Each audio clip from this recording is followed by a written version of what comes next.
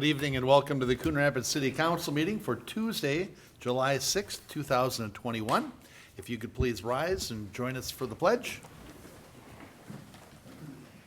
I pledge allegiance to the flag of the United States of America and to the republic for which it stands, one nation under God, indivisible, with liberty and justice for all. Please call the roll. Councilmember Kraskowiak. Here. Councilmember Ray Rauer. Here. Councilmember Demmer. Here. Councilmember Geisler. Here. Councilmember Johnson. Here. Councilmember Carlson. Here. Mayor Cook. Here. Thank you. Next is to adopt this evening's agenda. So moved. Second. Motion by Geisler, second by Demmer to adopt the agenda. Any corrections or discussion? Hearing none, all in favor signify by saying aye. Aye. Aye. Opposed? And the agenda Aye. is adopted. Thanks, Brad.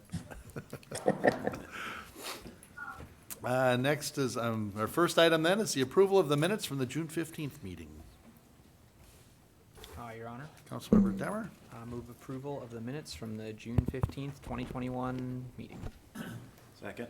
motion by Demmer, second by Griskoviak. Any discussion or corrections? Hearing none, all in favor signify by saying aye. Aye. Opposed? And those minutes are approved. We have 4 items on our consent agenda this evening. And the first one is to approve the waiver of certain fees for the 4th of July celebration. The Coon Rapids Community Strength Foundation, Coon Rapids Fire Relief Association, and the Coon Rapids North Star Lions have requested waiver of the carnival fireworks display and 5K run walk fees for the annual 4th of July celebration. Although the celebration has already occurred, the applications and requests for waivers were received before the celebration, but after the last city council meeting in June. Historically, these fees have been waived for the community event. So we're looking to approve the waiver of the carnival, fireworks display, and 5K run and walk license fees for the 2021 4th of July celebration. Item 3 on this evening's agenda, which is our second consent agenda item, is to approve a lease agreement with Coon Rapids Athletic Association. CRAA has been using space at the former city fire station for many years. Recent inspections led to the need for life, health, and safety upgrades at the building. Staff identified a location in the Riverwind Community Building, and the CRAA is able to use the smaller space at Riverwind Park. So staff will be scheduling a future city council work session to discuss options for the former fire station property.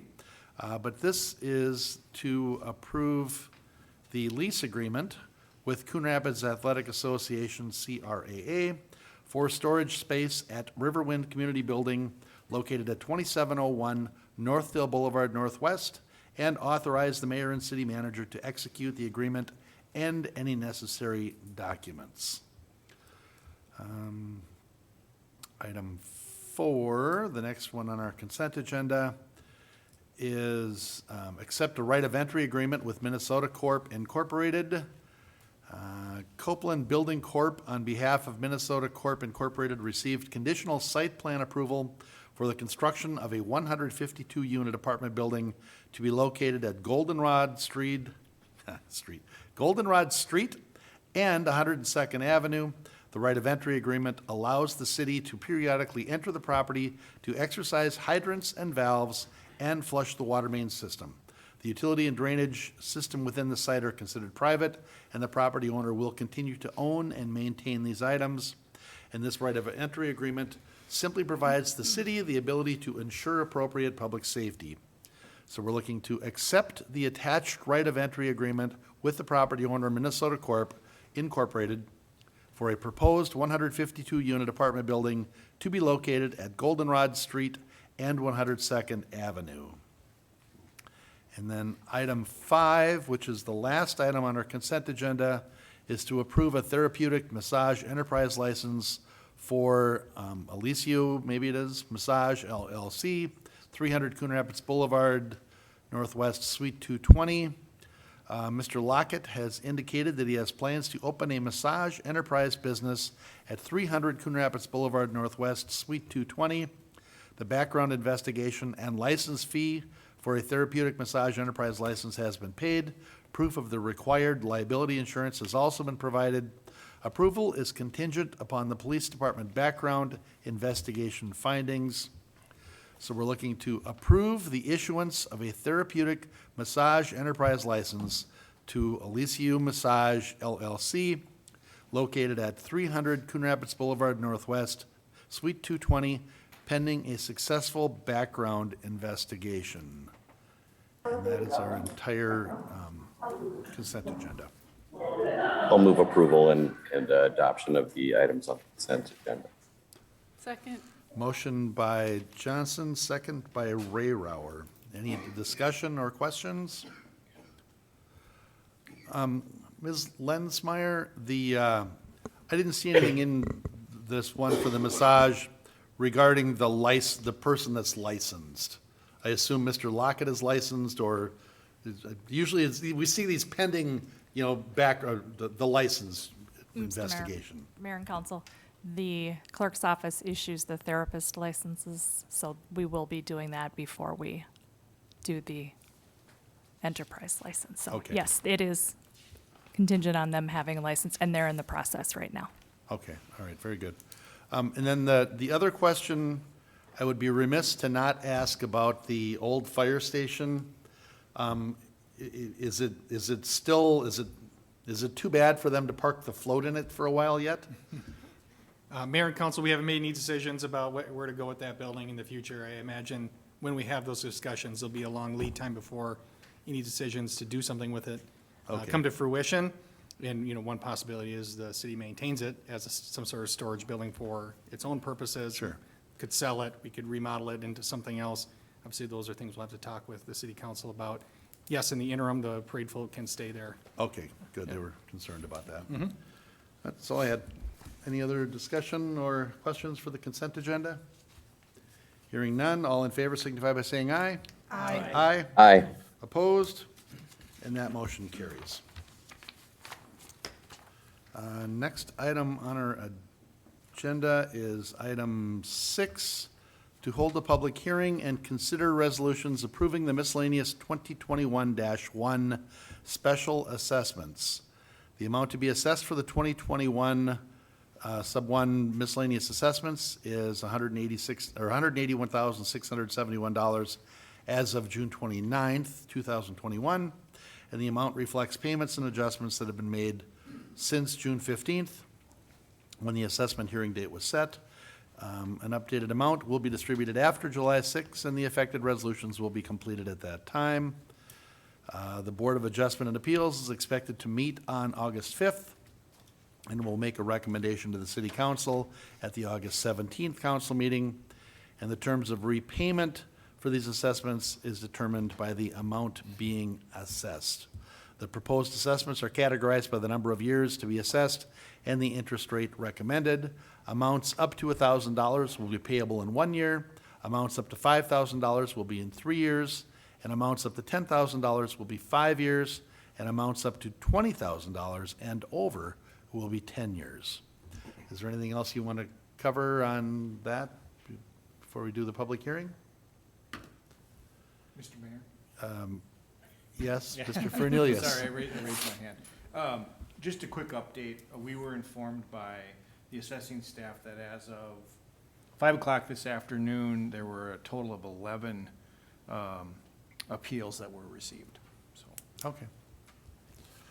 And those 11 appeals will all be heard by the Board of Adjustment and Appeals at their August 5th meeting, right? correct. Okay. All right, so then we should need to do a public hearing then, right? All right. So in the, regarding the public hearing, regarding considering resolutions approving the miscellaneous 2021-1 special assessments, we'll open the public hearing. Is anybody here to address council for the public hearing for the special assessments? This would be the last time to Submit your written appeal.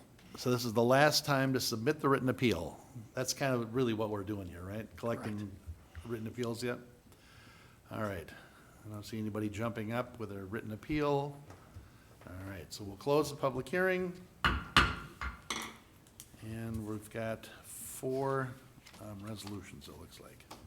Hi, Your Honor. Councilmember Demmer? You can take All right, I got the nod that I can take them all at once here. Move to adopt Resolution 21-69, adopting the 2021 miscellaneous special assessments unopposed 1 year.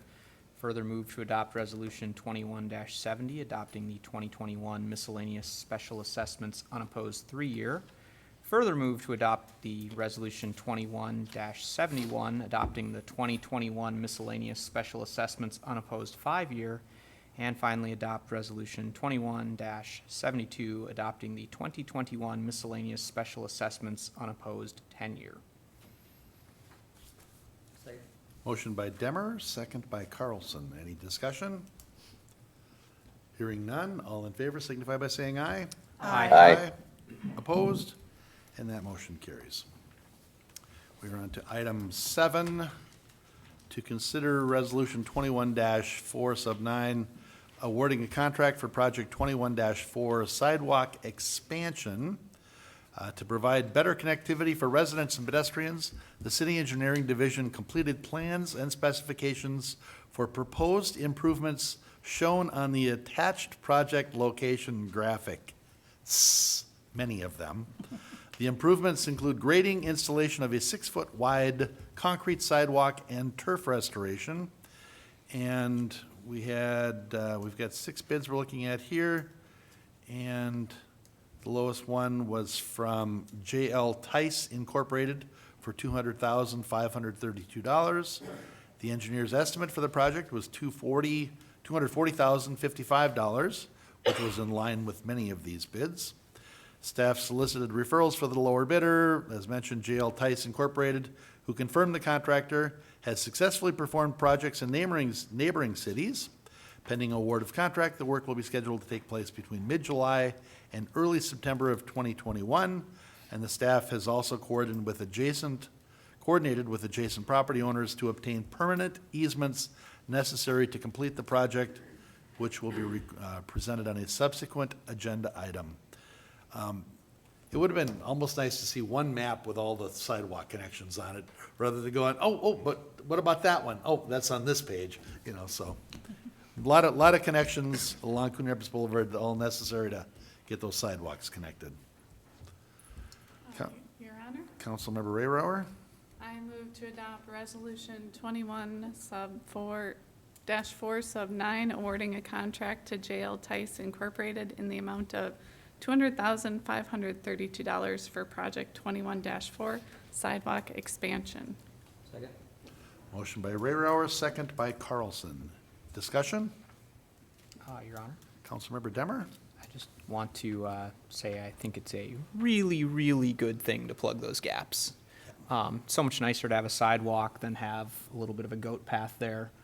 Did want to ask, though, are there any things about this that are interesting? Like, are there any utility boxes that have to get moved, or anything that makes it more exciting? Any places where we're hugging right up next to the road? Any stories at all here that we should hear?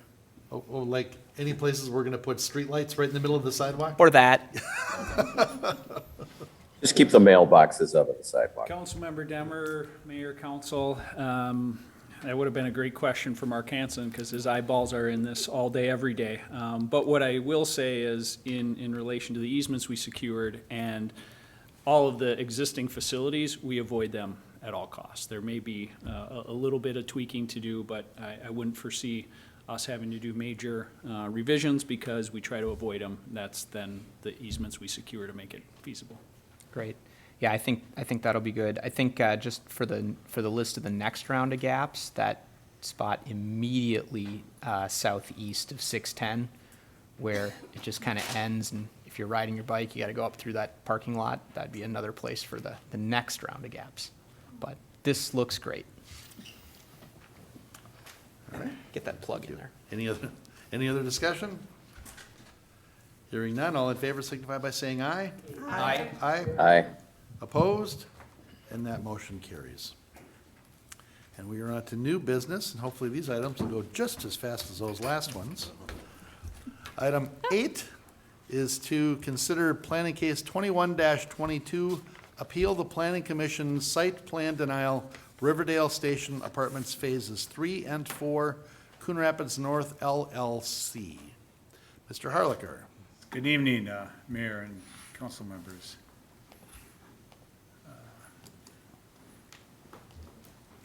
Excuse me. The first item for tonight is an appeal by Coon Rapids North LLC of a planning commission denial of their site plan application for an apartment project.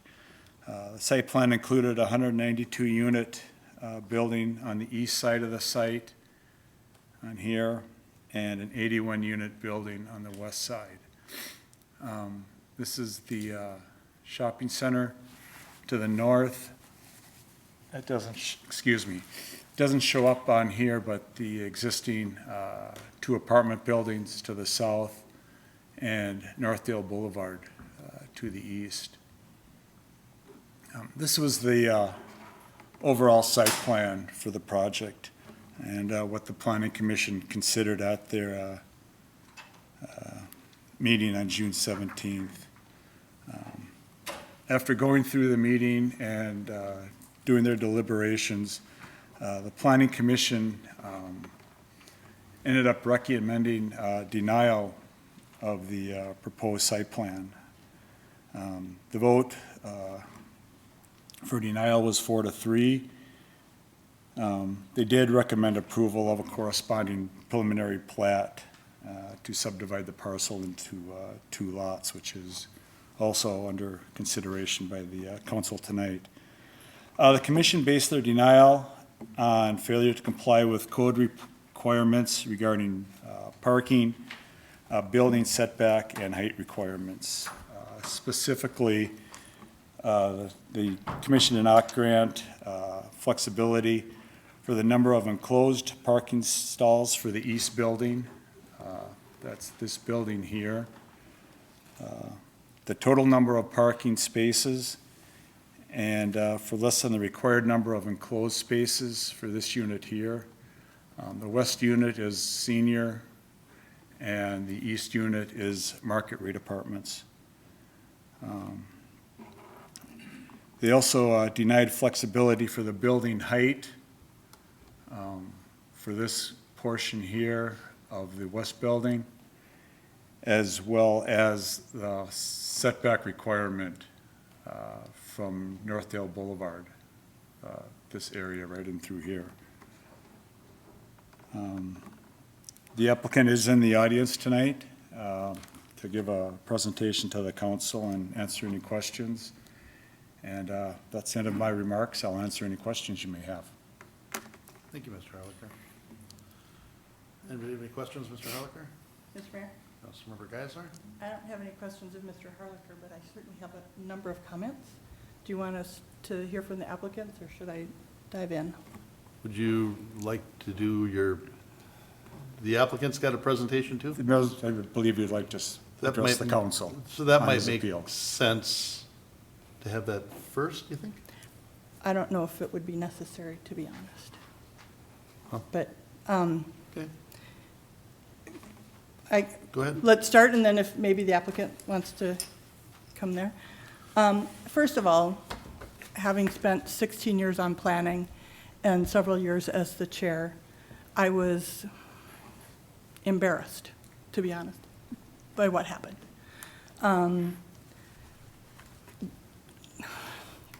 The Planning Commission, in my opinion, stepped outside their bounds. It was not, their duty is to review a site plan, the site plan that is before them. Not something that was talked about years ago, not something that might have maybe happened, whatever. The site plan that is in front of you.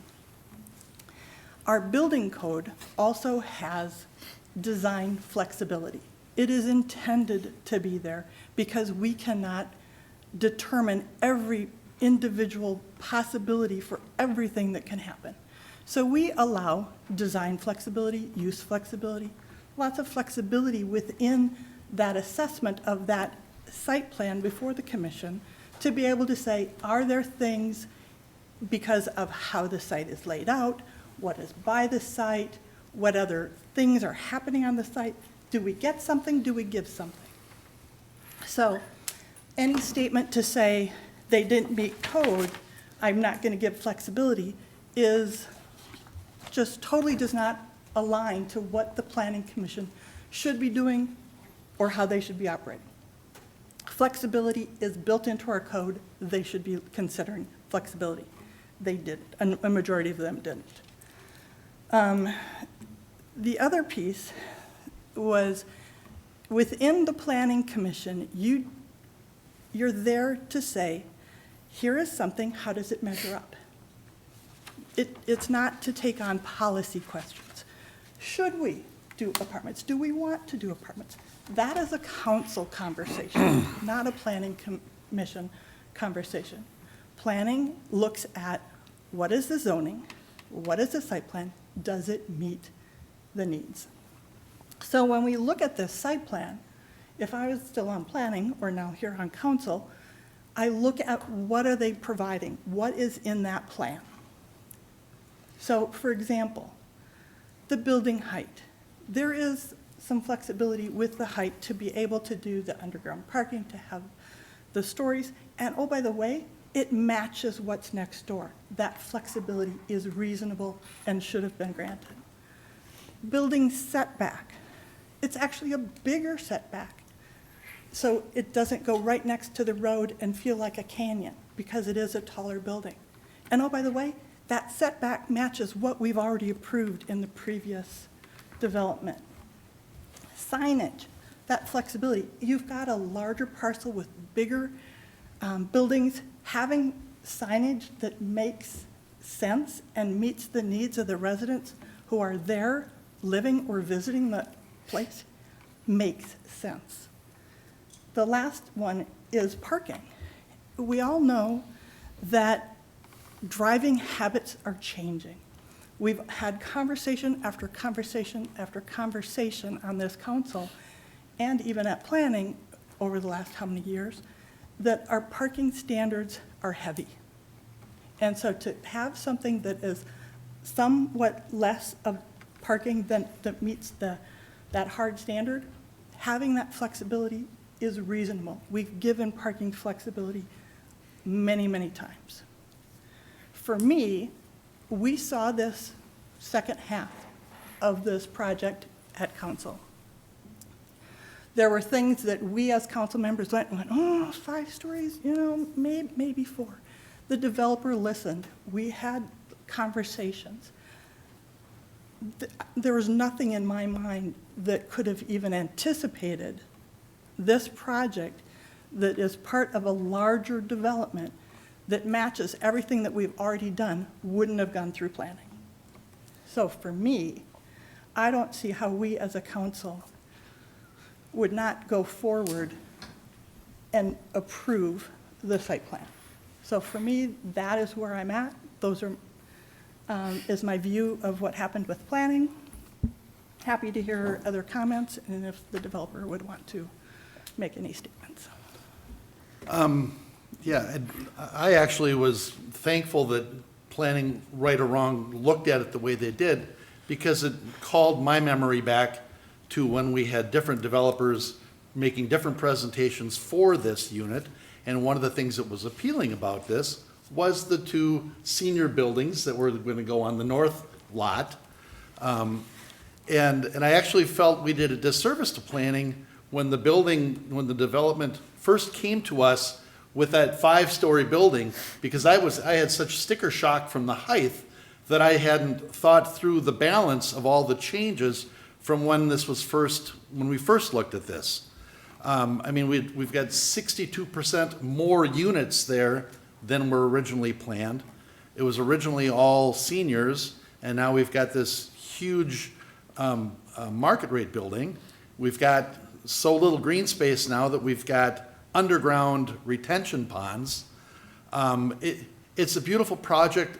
Sherman does a beautiful job, but it's drastically different than what we agreed to when we first said, okay, here's phase one, and this is what phase two, they said, it was just 5 years ago, this is what phase two is gonna look like when we get to phase two. And this doesn't look at all like that. So, So, I did not interrupt you. So I actually, it was awkward, but I actually appreciated planning, kind of helping me pump the brakes on this a little bit. It also makes me crazy that it's been determined that our parking standards are heavy.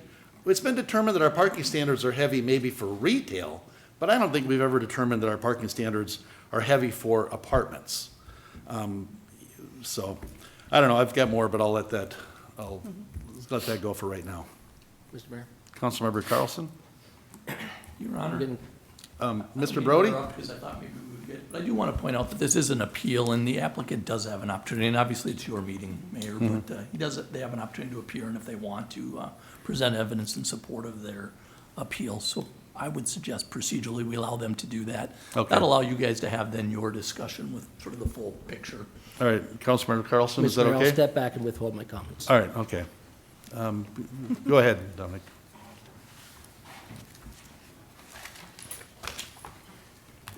Mayor, council members, my name is Trevor Martinez. I'm representing Sherman Associates. We are at 233 Park Avenue South in Minneapolis. To say that I have a presentation is probably a strong description of this tonight. I wasn't preparing slides. The vast majority of the content is in the appeal letter that's written, but one of the things that wasn't in the appeal letter that you touched on was around sort of the evolution of the site plan and the concept, and I think I went back and forth as to the germaneness of including that in an appeal that was specific to the planning guidelines that were set out in the Planning Commission denial, but I think that I will opine a little bit more and tell that story a little bit more of how that evolved. In 2016, or actually we're gonna go back a little bit further, that's not specific to this site. At the beginning of this cycle, in terms of development, what had come out of both the state of Minnesota as well as the federal guidelines says that there's going to be a silver tsunami that's going to come and overtake all of the housing. And the reason why that was said was because all of a sudden more Americans in history were going to hit, between 60 and 65 years of age than ever before. And demographers said everything that we imagine life is going to change once that starts to occur and once that starts to happen. So in the years between roughly 2013, 2014 through probably about 2016 and 2017, developers said we're going to develop a ton of senior-specific housing around both the metro area as well as around the country. Some of the lessons learned that have come out of that are, number one, that as soon as someone turns 60 or all the way up through 65 or beyond, they don't immediately leave and say we need services and we don't want to live in our homes anymore and things of that nature, which we didn't know before that because there hadn't been ever this large of a demographic shift that occurred at one point in time. We've also learned that the seniors of today are a lot more active and are a lot more, they aspire to have action around them more than ever before. Not while I was at Sherman, but actually 5 years ago I worked for a different developer, Dominium, that developed the project along Coon Blvd. It's 2 blocks away from my dad's house, and I worked on that project. And I learned a ton from being able to do that, learned from the residents there, and I've learned a ton since I've been at Sherman about the first 2 phases of this project, Lyra and Nova. So Lyra's demographics are the most diverse demographics of any that we have in our portfolio, and I'm not talking just about race or gender or things. I'm talking specifically about age. There's over 20% of the population within Lyra is over the age of 60, which is very unique for that sort of a building. And one thing that for comparison, the rest of the portfolio, I think the highest was 7%. So we have more than 3 times as many demographically speaking. And one thing that we've learned in the comments that our community managers have gotten back is, how do you feel about the level of activity? How do you feel about the level of noise? And we do this both to ask about, quality of life concerns, but also things like how late should we keep our amenities open? What times of the day do you prefer to have events? Things like that. And what they found is, unsurprisingly, people that are in the older range demographic are a lot more likely to answer those survey questions, but also that they prefer to have a lot more activity even than the younger, population that are in those buildings. They like having the life and the levity and the amount of activity that goes on there. And so as we looked and we're massaging the plans from phase 1 and phase 2, one of the things that we said is what do we learn demographically about what the market wants in Coon Rapids, and what have we learned more about the type of housing that seniors want? I don't deny that there are seniors that are looking to live in apartment buildings. I just think that we are trying to separate that and say that they don't have to be as segregated or as, institutionalized as what is maybe was thought of back in 2013 through 2016 or 2017 era. And for the portion that do, we provide that on the western side of the site. On the western side of the site, there is what is going to be either a 55 or 62 plus building that will be there. It will have 81 units that will only be for seniors. And so while the eastern portion does not have 80 units that is set aside specifically for seniors, between the north and the south buildings, if the demographics stay the same, there will be more than 80 senior households in those two buildings. So I'm happy to answer any technical questions about the amount of parking stalls, speak as a developer about what is, our standard, what are we seeing in terms of utilization. A lot of that I think is outlined in there, and I won't make you listen to me give a diatribe on it, but I'm happy to answer any technical questions that you may have. Thank you, Trevor. Councilmember Carlson? Forget my notes, but I've got numbers here. So first of all, I actually live in the neighborhood. I live across the street over on Lily Street, not too far away at all. So I've kind of been seen this as it's going up all the way from that first contentious meeting here before the train station was built to the building of the first phase 1 and 2 to now. I do think it's important we do look at historically a bit, and Ms. Martinez, I appreciate your perspective on the historical changes, and I certainly understand the change in the market and adjusting to the market. So we started out with approval of 296 total units, right? Phase 1, phase 2, and again, at that time, now looking just historically, we're looking at 168 total units for that original, I'll say concept, Mr. Martinez, from 2016 to 2017. And it was a real nice footprint, because I remember when those 4-story buildings went up, I'm like, oh my gosh. And I talked to somebody in the council, I was bending the ear of my council member, and I said, 4-story buildings for Pete's sake, but they said, don't worry, we've got these other buildings going on that aren't so bad. They're smaller buildings and a lot of senior housing. And I spend a lot of time at the train station. I live near there. I take my grandkids all the time there. I've spoken to a lot of the residents that live in Lyra, and so I'm pretty familiar with the area. That first plan had such a nice footprint with all that green space, especially in the center of the properties. And again, I know I can't look back because I know markets change. I was a little bit concerned when we went from a total of, with the addition, a total of 168 units to 307. I was one of those that went, wow, 5 stories, and I couldn't think of any other buildings in Coon Rapids that had 5 stories. That was my main concern. Then the numbers, I'm thinking, wow, that's a squeeze. That's a squeeze. So then moving on to the current proposal, which is actually that's the issue, right? 273 total units and 81 unit senior affordable building, and then the 192 unit market rate. Again, still, I think, kind of a squeeze, and I think that's the whole issue here, is the squeeze of all those units in that property, and how do we make parking available to all those folks as per our ordinance, or to Councilmember Geisler's, to her point, with some flexibility. How do we do that?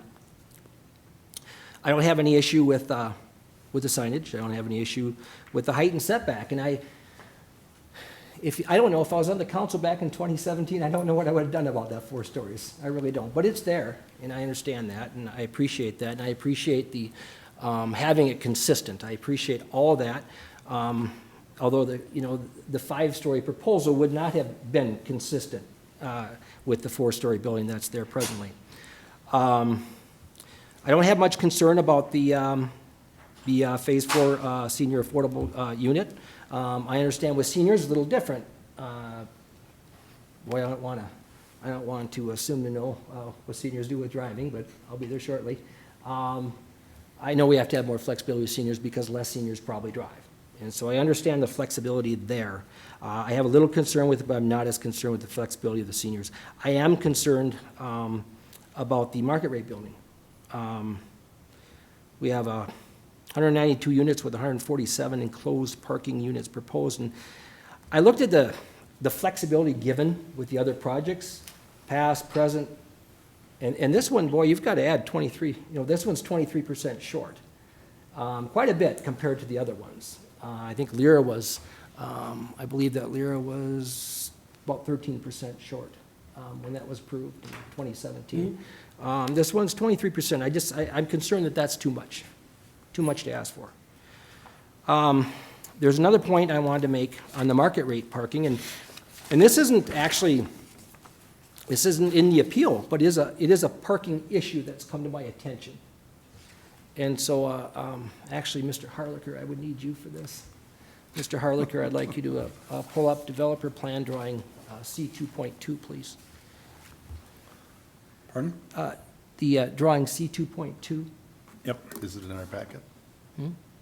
Oh, never mind, he knows what we're that's talking good. about. That's it. And the reason why I'm bringing this up is because it has come to my attention. It's not on the appeal, but it does have to do with parking. And as we speak about parking and number of parking spots. If you look to the top of C2.2, we have an ordinance that says that you're not supposed to have a maximum. You're supposed to have a maximum of 10 contiguous parking spaces, 10 in a row. At the top of the parking lot, when you look at that, there's actually 21 contiguous parking spaces across the top. And so if we're going to be within ordinance for that, there should be a center median, some type of a landscape center median, which would be 10 feet. Down the side, we've got 19 contiguous parking spots. And on the bottom, we have 12, which isn't so much. Now, when I bring up these issues, it's not like, oh my gosh, that would be the deal breaker if I saw that. But it is part of parking, so I wanted to bring this in the conversation. There's also, if you look at the islands in the parking lot, the code says that an island, landscaped island, you have to have a landscaped island 10 feet or wider between parking spaces. And the islands, again, I know this is small, but on the top 3 islands, it's 8 feet. The middle 3 islands, 9 feet, and the bottom 3 islands, you got that kind of crazy-looking island in the lower right, but they're 9 feet. Again, not a deal-breaker thing. The only reason why I want to bring this up is because actually, this could have been considered for flexibility as well, had it been noticed. And so I just want to make that point, is that if we're in compliance with these, there would be less parking spots on the surface parking. Not a whole lot, but less. I wanted to make that point just because these would have been something that should have, could have maybe been considered for flexibility at the time. I wanted to do it now because one of the key issues is parking. And that's all I have to say, Mr. Mayor. Thank you. Anyone else? Mr. Mayor, Councilmember Johnson. why don't you take care of everybody that's there first, and then I can just Oh, well, touch on a couple of points. it was either you or Councilmember Demmer first, so go ahead, Councilmember. Go ahead, Wade. I did actually have a question based on what you just said. There's I don't know where you found the number on this, but the colored-in version of that same diagram had islands that broke up the parking, so I wasn't sure which one was right. It looks different. Yeah, wasn't sure which one. That's probably a better question for Mr. Harlicker or Mr. Martinez. So it looks like there's maybe no more than 11 contiguous because there's little island spots taken up. I don't think that's a big deal. I just wanted to make sure that if we're gonna, because I didn't know which one was right. Yeah, that's like I Like think this a one here. conceptual drawing, but. Mr. Martinez. Go ahead.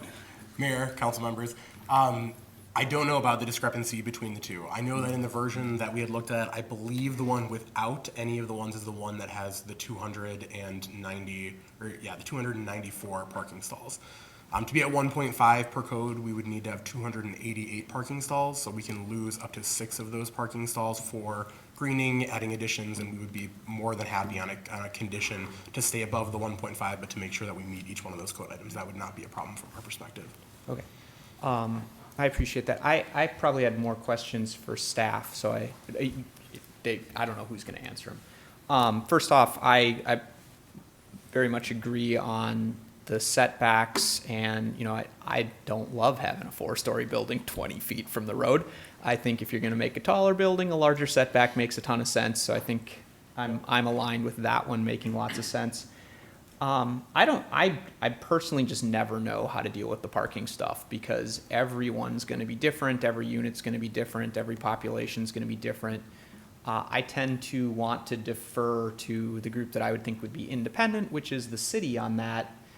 So I'm not sure if I'm asking Mr. Fernelius or Mr. Harlicker, but, I read through the applicant's, narrative about why the parking number felt reasonable to them, including the logic that for the specifically senior apartments, you don't need as many, and for the non-senior apartments, not everyone wants to pay the extra amount for an enclosed parking space. And so I wanted to point out that I read those, but I kind of wanted independent confirmation that in your professional opinion, this number of parking spots and parking configurations is suitable for the number of residents and number of units you expect.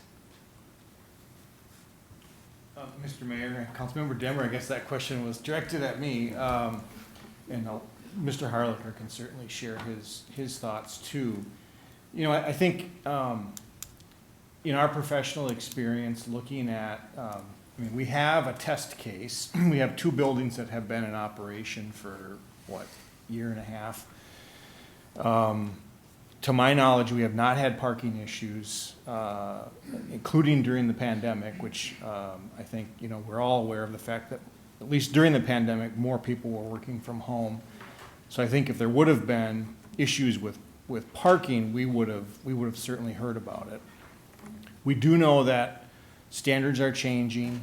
The need for parking, has changed from when our code was adopted. If you look at the Riverdale TOD design guidelines, I think it fully acknowledges that, there can be some flexibility on parking. Granted, that's in large part because it's next to a commuter rail site, which we know right now is not operating certainly at full capacity. And we know the history, and that's kind of a separate matter. But we feel that there is adequate parking.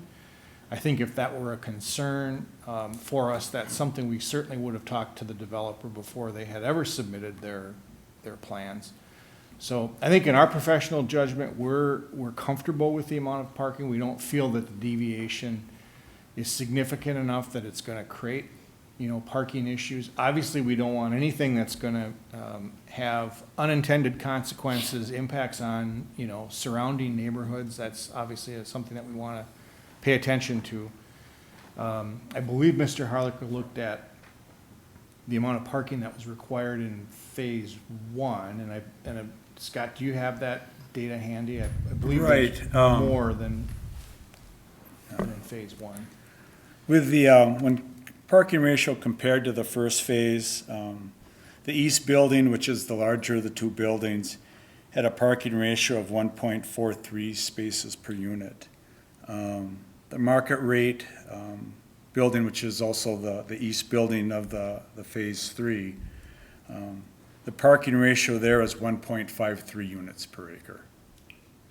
The west building, which is the smaller of the 2 existing buildings, has a parking ratio of 1.07 spaces per unit. And the west building in this phase, which is the senior, has a parking ratio of 1.34 units per unit. So actually this phase 3 and 4 is providing a higher parking ratio than the first phase did. Maybe a follow-up question there. I assume some of the difference and some of the reason why the code is higher is that the code may have anticipated a mix of more 2-bedroom, just more people per unit, larger units. Is that right? Are we getting to more 1-bedroom apartments, more lower occupancy per unit? Councilmember Demmer, Mr. Martinez can probably talk more specifically about the unit mix. Our standard in the Riverdale station area is 1.5. I believe our code elsewhere is 2.25 units? Correct. Or 2.25 stalls per unit. So I think at Riverdale, we recognize that the need for parking would potentially be less. As far as the specific bedroom breakdown, I don't know off the top of my head. Maybe Mr. Martinez can. Oh, sorry, my question is more from a code standpoint. Was the code written, like you say things evolve, was the code written at a time where we anticipated fewer? I'm trying to figure out what are the variables that you're saying are changing the code such that we can get away with fewer. And I get that every site's different, and I get that part of this is the attraction of, whether it ends up being a train or a bus, that there's a transit center there. Right. I don't know the complete history of our code. What I can tell you, based on conversations internally with other staff, that, when our code was adopted mid-90s, it really reflected parking patterns at that time. I mean, 2.25 stalls per unit is higher than what some other communities require. Obviously, it reflects, different histories and maybe different politics about the amount of parking. I think what we're seeing at the staff level and what we're hearing from developers, not just the one that's here this evening, is that, we don't need as much parking, in large part because there's just fewer people that, are driving, using shared car services, those kinds of things, relying on mass transit when it was available or when it is available. So I think just the fact that we don't need as much parking is sort of what we're seeing from a consumer demand standpoint. Okay, I appreciate that, and I especially appreciate the comparison to the buildings that are already running. Like if those buildings were having a bunch of people parking in weird spots, that would be good to know. I think these are always tough. I think in my mind, one of the things I hear over and over again is please just be consistent. This is what developers tell city council, so we know the expectations so that we can design around them. The part for me that I feel obliged to say is, well, if we already let them build half the site with a set of rules, it's a little weird to change the rules on them for the second half. I do understand that there are always going to be difficult trade-offs. Like if you hear on one hand we want more parking and on the other hand we want more green space, that's going to be really tough to accommodate. I get that. In some ways, I think if you're hearing both of those things, it's an indication to me that maybe you got the balance close to right. I guess I would probably lean towards saying that I would approve the plan based on the consistency relative to the other buildings and based on the professional opinion that the parking should be adequate. But I'm certainly interested to hear what the other council members think, because I would say my opinion is not a done deal. I think it's interesting, if you look at the Google satellite from last year, when the train wasn't running, there's 35 cars in that parking lot, all on the apartment side. So that tells me that there's not adequate parking over there now, because they're already parking in the North Star lot. But who wants to go now? I'm sorry. Go ahead, Councilmember Oh, Rayburn. Your Honor. Councilmember Rayrower? I don't have a lot to add, being newer to the council, so I haven't been here throughout the extent of this project. I would just add that I do believe it is true of the younger generations are moving away from having reliance on an automobile and are looking for mass transit and or a walkable neighborhood. So I do think that, and also I feel like, in building a location, they're gonna look at the market and want somewhere where it is gonna be marketable. So, I think I'm okay with that. Also, the setback, I think I would agree with Councilmember Demmer that having a bigger setback if you have a taller building is something you're gonna want. So that's all I have. Thank you. Are we going to Councilmember Johnson yet? Yeah. Well, he's Councilmember Johnson, are you ready there? I can go now if everybody else has had an opportunity. And forgive me if there are any connectivity issues or if you hear birds in the background, because we have to be in a public place. So I'm I'm outside during this meeting. One of the things that I remember about this project is, or I paid attention to with respect to this project, is that it's been very successful. And maybe the applicant can speak to this a little bit when they talk, but my understanding is it's virtually fully occupied, the existing project. I have always been one of those people that has advocated for more parking because I realize that we live in a suburb. People in suburbs need to get places around the metro area. That requires cars. And people end up accumulating cars like other stuff, or vehicles like other stuff. And so I tend to favor more parking, holding closer to that 2.2-ish goal that is in our ordinance. I would say, however, this is a unique property for a couple of reasons. One, we have that test case, but number two, it is abutting a mass transit location, which is different than any other multifamily kind of development of any size that we have in the city. For those reasons, I'm open to this one being given design flexibility. In part, it's encouraged by other governmental agencies, and it's been encouraged by the developer here, and I think there's some justification for it. One of the things we did with one of the other projects, or we discussed with one of the other projects in town, was to determine whether or not they had adequate space to expand parking should that become necessary. And I guess that's one of my questions for staff and for the applicant, which is there space in the outlots that remain to create some flexibility or expand parking should that be determined to be needed in the future? But let me set that aside for just a second. I'm interested in that, but I'm also interested in how popular this project has been and supporting the developer's vision in it, and bringing people in close proximity to that Riverdale retail district that we have, that we want to keep viable and healthy into the future. Those are my comments, and I will take the rest offline. Thanks. Thank you, Councilmember Johnson. All right, Mr. Mayor, Councilmember Griscoviac. just a few comments from me on this. First of all, on the design flexibility, I mean, fine with the sign flexibility, fine with the heights flexibility. I think the setback flexibility makes a lot of sense, especially the way Northdale is curved and all that.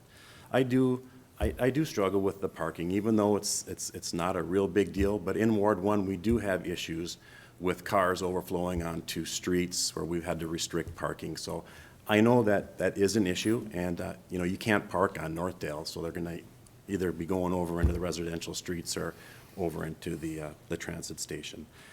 But to the Planning Commission's point, I mean, developers do try to push us.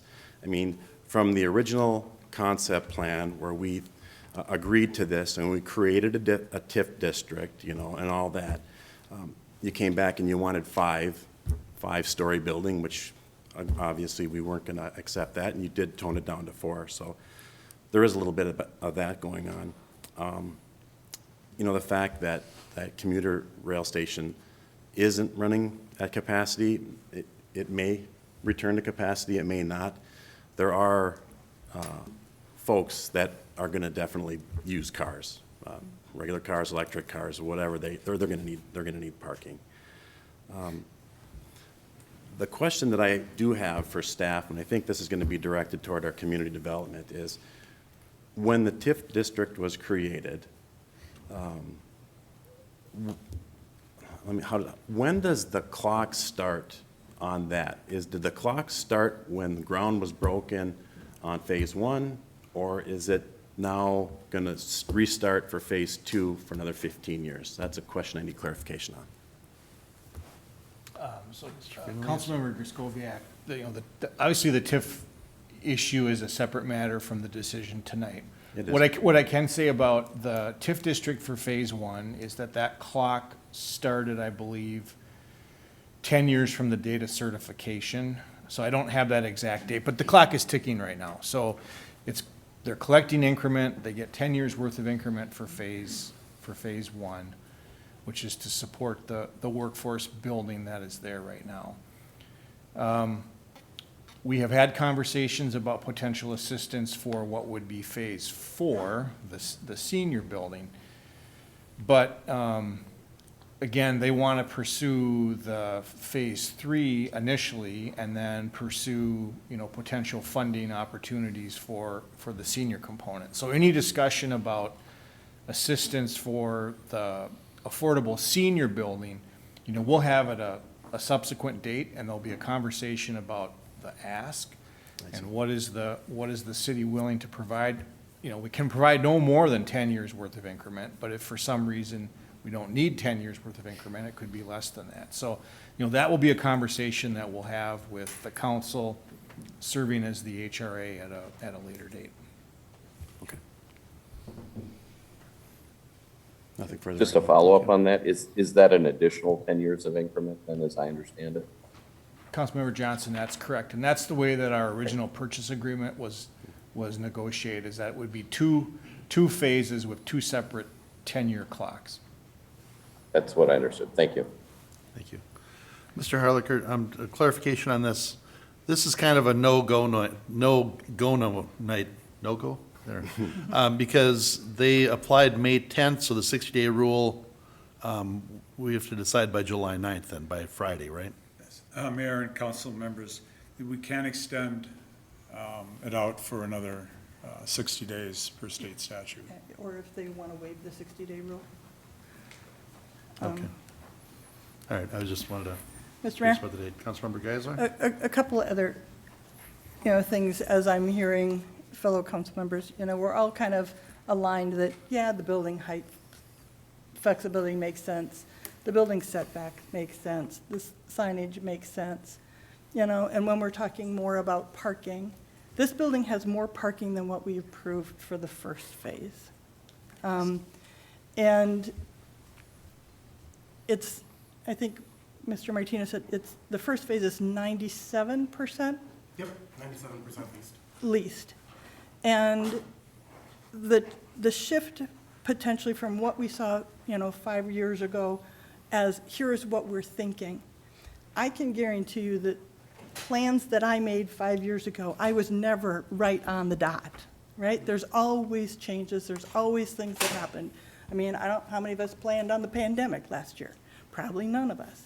So there are things that we learn over time, and the concepts of, there wasn't that big senior bulge going, I want to all be in a senior building. That, hey, I've got more active seniors. I want to be with other people. And that just because it's a market rate building does not mean that there won't be seniors there. And that we see that there is a need in our community for this kind of housing. The other thing, and I know that North Star isn't necessarily running, but we also have to remember at that, there is a bus stop there, and they're looking at, I believe, bus rapid transit kinds of things coming from that bus stop, right? Worst case, it's still a bus stop. And so there is mass transit readily available to these areas.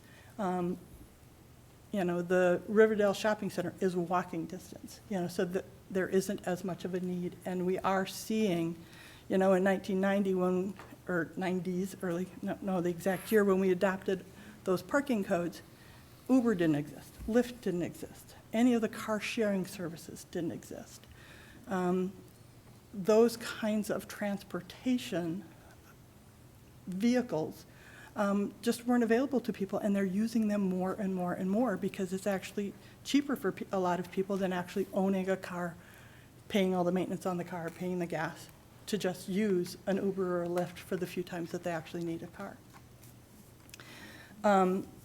So I'm going to take the bold step, and I'm going to make a motion that in the appeal of planning case 21-22, the site plan application, of Coon Rapids North LLC under City Code 11-305.6, that the council reject the decision of the Planning Commission and approve the site plan with 13 stated conditions, and also noting design and dimensional flexibility for parking, building height, building setback, and signage. Mr. Brody, do I need to give you more detail? No, I think that's a, Okay. I mean, I'll defer to the mayor as well, but I believe that's a proper motion. Just a point of clarification on that motion. There was what was written in the agenda, and then there was also revised staff recommendation. Are the 13 points the same between the two? I'm going to defer to Mr. Harlicker. I just want to make sure I know which 13 we're adopting. Yeah, to me, it's the 13 that are in the regular council agenda, and I can go through them if it, No, the reason I was asking those is because I wasn't sure if the revised was staff saying, actually, we meant these, and if they were different. I apologize. Those are actually revised for the planning commission initially. yes. Okay. As I look at it more closely. Then I'm good, thank you. Second. All right, so there's a motion by Geisler and a second by Rayrauer. Discussion? Mr. Mayor, Councilmember Griscoviac? I have personal experience with this parking thing and residents that complain about it. And in the discussion that we had here right now, we're talking about active seniors, right?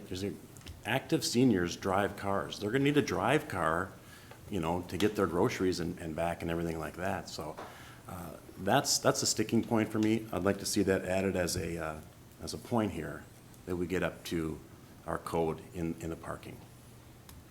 Mr. Mayor? Councilmember Carlson? I also just wanted to point out, I didn't realize that we had a separate standard for Riverdale of 1.5 versus 2.25.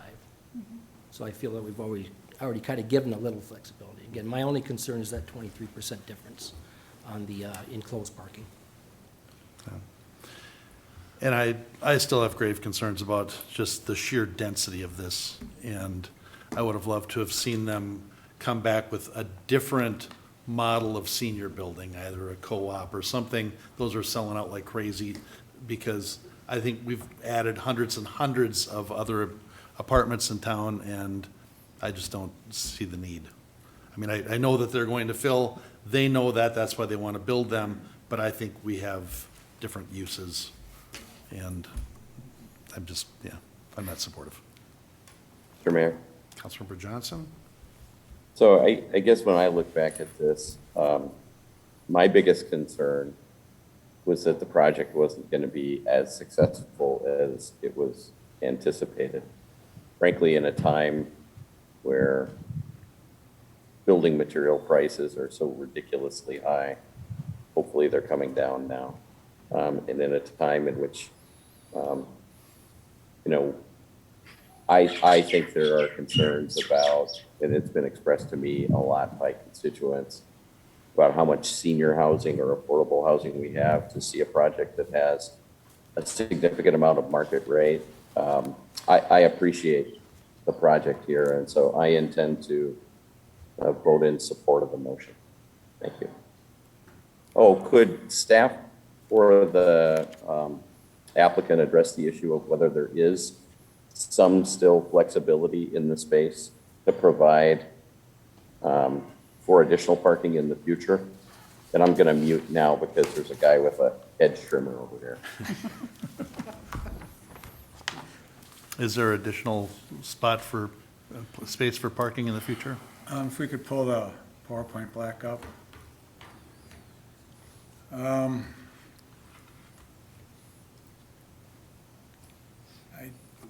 Do you see? Do you want me to speak to Yeah, if you want to speak to that also. I don't see any areas where they might be able to put some, maybe change the drainage here.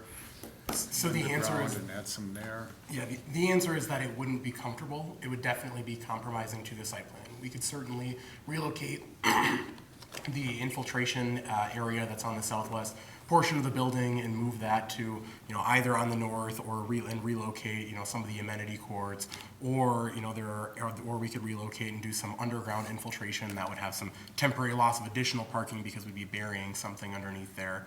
On the overall total number of parking stalls, we are under on the senior building, but we are not under the total number on the east building. And there's a couple of reasons why that are mostly covered in the memo. But to the point about, you know, occupancy and trends and things that we've learned, while we are 97%.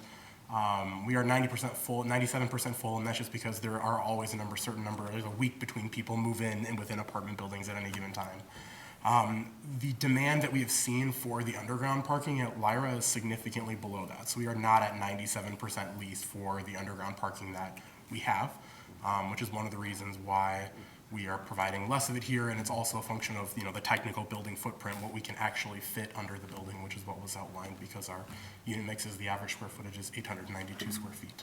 So. Question then. Certainly. To the point that you're under, I mean, are you 95% or are you 80%? On the senior build, I don't remember on the senior building what the total number was. We're at 1.34 units, and so. Oh, no, sorry, I meant on the number of people renting the enclosed parking. Oh, we're in the 80% occupancy rate. I think we're in the low 80s. I want to say like 83%. Okay, so it's not like close. I didn't ask that specific question at the last time I was there, but. No, that helps, because, you know, if it was 95, then you're just pulling one over on us. If it's 80, then it's real, so, okay. Okay, and then I would just like to, I know plans change, yeah, of course, 5 years, it's hard to determine exactly, but when we first agreed to this, it was, you know, the plan includes a tot lot, a pocket park, and a larger open space in the center of the site. The parks are connected with a walking path and sidewalks. The center open space should include amenities that will allow it to function as a gathering space for the development. The views into the site from Northdale Boulevard will be highlighted. The main entrance from Northdale will include a plaza and a neighborhood commercial building. The views into the site from the secondary access will be of the parks, and the views of the northeast corner of the project will be highlighted by architectural features on the north senior building. Looking into the site from the train station, you will see the central open area framed by the tree-lined street and apartment buildings. And it just seems like we've given up all of that for density, and I don't know, I'm not on board, but it sounds like you have enough. We have a motion and a second. Do we have any other discussion? Hearing none, all in favor of the motion, say aye. Aye. Aye. Opposed? No. No. Motion carries, 3 noes, Councilmember Carlson, Councilmember Griscoviac, and Mayor Cook. Thank you.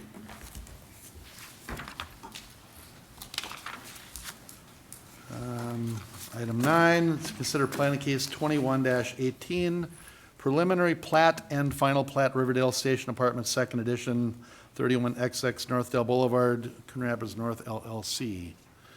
Mr. Harlicker, anything you want to? Yes, Mayor and council members, this is the corresponding plat to the site plan that was just discussed. They're proposing to subdivide the site into 2 lots. Lot 1, which is this lot here, is 1.77 acres.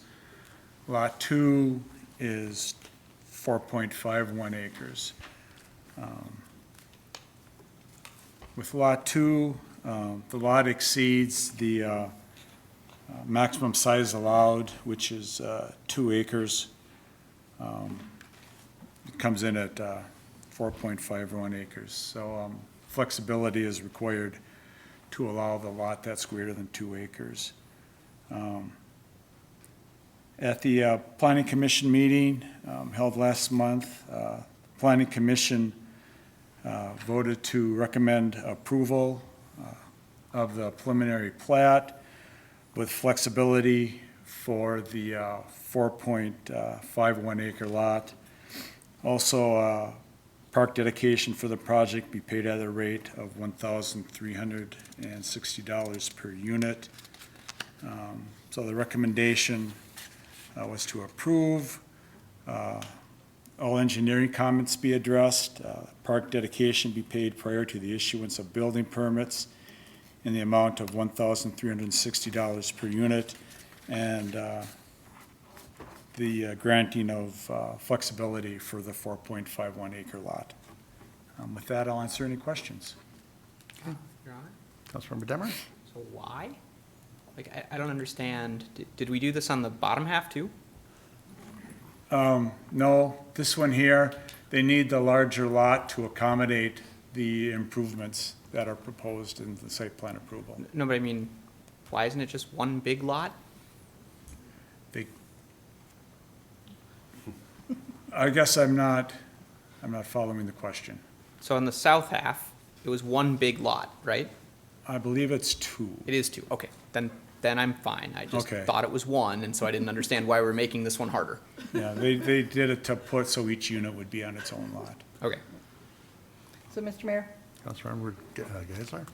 in planning case 2118, I'll make a motion to approve the preliminary plat and approve the resolution 2173, granting final plat approval for Riverdale Station Apartments.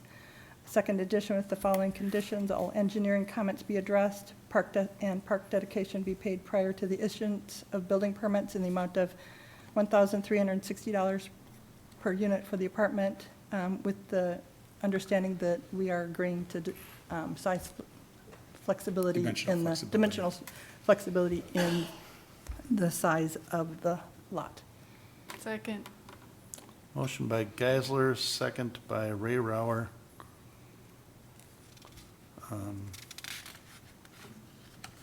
Okay. I was just wondering why the extra language was in the motion, but, Just because Mr. Harlicker had asked kind of for it. So all right, very good. I thought I would add it just to be, Okay. All dot right, all we have i's a and cross the t's. motion and a second. Any discussion? Hearing none, all in favor signify by saying aye. Aye. Aye. Opposed? No. And the motion carries, one nay. Councilmember Griscoviac. Item 10, consider introduction of an ordinance to amend the residential density requirements. Mr. Harlicker, you're still at the AMBO there. I guess you're up. For the next few, Your Honor. This proposed ordinance brings the density requirements that were established with the recent comprehensive plan update,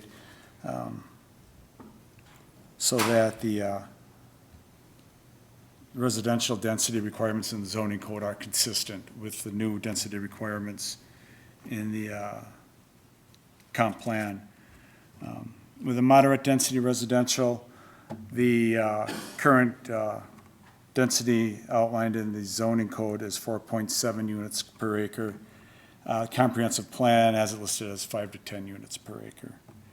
The high-density residential district, it's 7 units minimum with no maximum, and in the comprehensive plan, the density was listed as 10 to 50 units per acre. With the low-density residential, comprehensive plan has it listed as 3 to 5 units per acre. There is no density specified in our current code. That is really established by the minimum lot sizes control that. With a minimum lot size, which is 15,000 square feet, in the LDR1 district, it equates to about 2.9 units per acre. And at the 10,800 square feet in the LDR2, it works out to about 4 units per acre. So that really controls the density that's allowed in those two zoning districts. So with that, staff did not recommend changing the current language regarding low-density residential. The Planning Commission did look at this at their meeting on the 17th. No one spoke at the public hearing, and the commission recommended the council introduce the ordinance, which includes the proposed changes to moderate density residential and the high density residential zoning districts. Mr. Harlicker, it says, when factoring in two-family and zero lot line standards allowed in LDR2, the densities would be slightly higher. Zero lot line standards, are we talking townhomes then? Because we don't do zero lot line homes anymore. Right, they're We don't do twin homes. twin homes. We don't do Zero twin lot homes lines anymore. homes, because they butt up to each other. That's, In, okay. Mr. Mayor? Councilmember Geisler? Yeah, so it's like planning commission all over. The one concern that I had with reading this, and it seems to be that I would wrap myself around the axle on this one. So when we talk LDR1 and LDR2, LDR2 is the majority of the residential in the city. LDR1 is basically the lots mostly along the river, the vast majority of them. The concern when I look at saying 3 to 5 units per acre, a lot of those lots along the river are an acre. And we don't want somebody to say, oh, I've got a 2-acre lot, because there's a 2-acre lot for sale right now along the river, to say, oh, let's put 10 houses on that. Because it's 2 acres, and if I've got 3 to 5 units per acre, that's what we could do. We don't want to do that.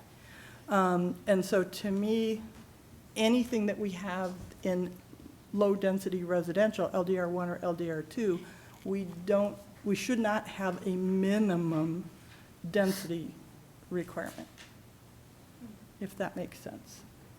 You know, I know that there weren't, for those of us that were here when Bittersweet Street cul-de-sac went in, that was kind of, and don't want to see something like that necessarily continuing being added in. And so if we do not reference density in LDR1 and LDR2, are we protecting ourselves to leave those large river lots as they are, potentially 1 and 2 acres with a single home? well, Councilmember Geisler, they're following that subdivision, the ordinance was changed to prohibit that sort of subdivision again. Any subdivision of river lots, the lines have to be perpendicular to the river. So if you've got a 300-foot wide lot, you could subdivide that in half, and then you'd have 2 long, deep lots along the river, which is consistent with the majority of the lots along the river. Okay. And to me, that's just the thing I wanted to make sure that we were clear on those lots. Yep. Thank you. Councilmember Demmer? So I have questions on both of the bullets. I think it's very reasonable to make a standard that's nice and clear. I think we should. I think one of the questions I have on the moderate density is, does that fundamentally change what types of things end up in moderate density? Like, will this change it from townhomes to apartments? You know, do we end up with something different in our moderate density properties than we currently get? Councilmember Demmer, I don't think it's a significant enough change, even if it was an apartment style. The number of units wouldn't be any more than if they were townhomes. The density still Sure. It just has a controls different that. look, right, to have an apartment versus townhomes. And so I Right. wasn't sure if the moderate density was intended to encourage townhomes and the high density was intended to encourage more apartment-style looking buildings.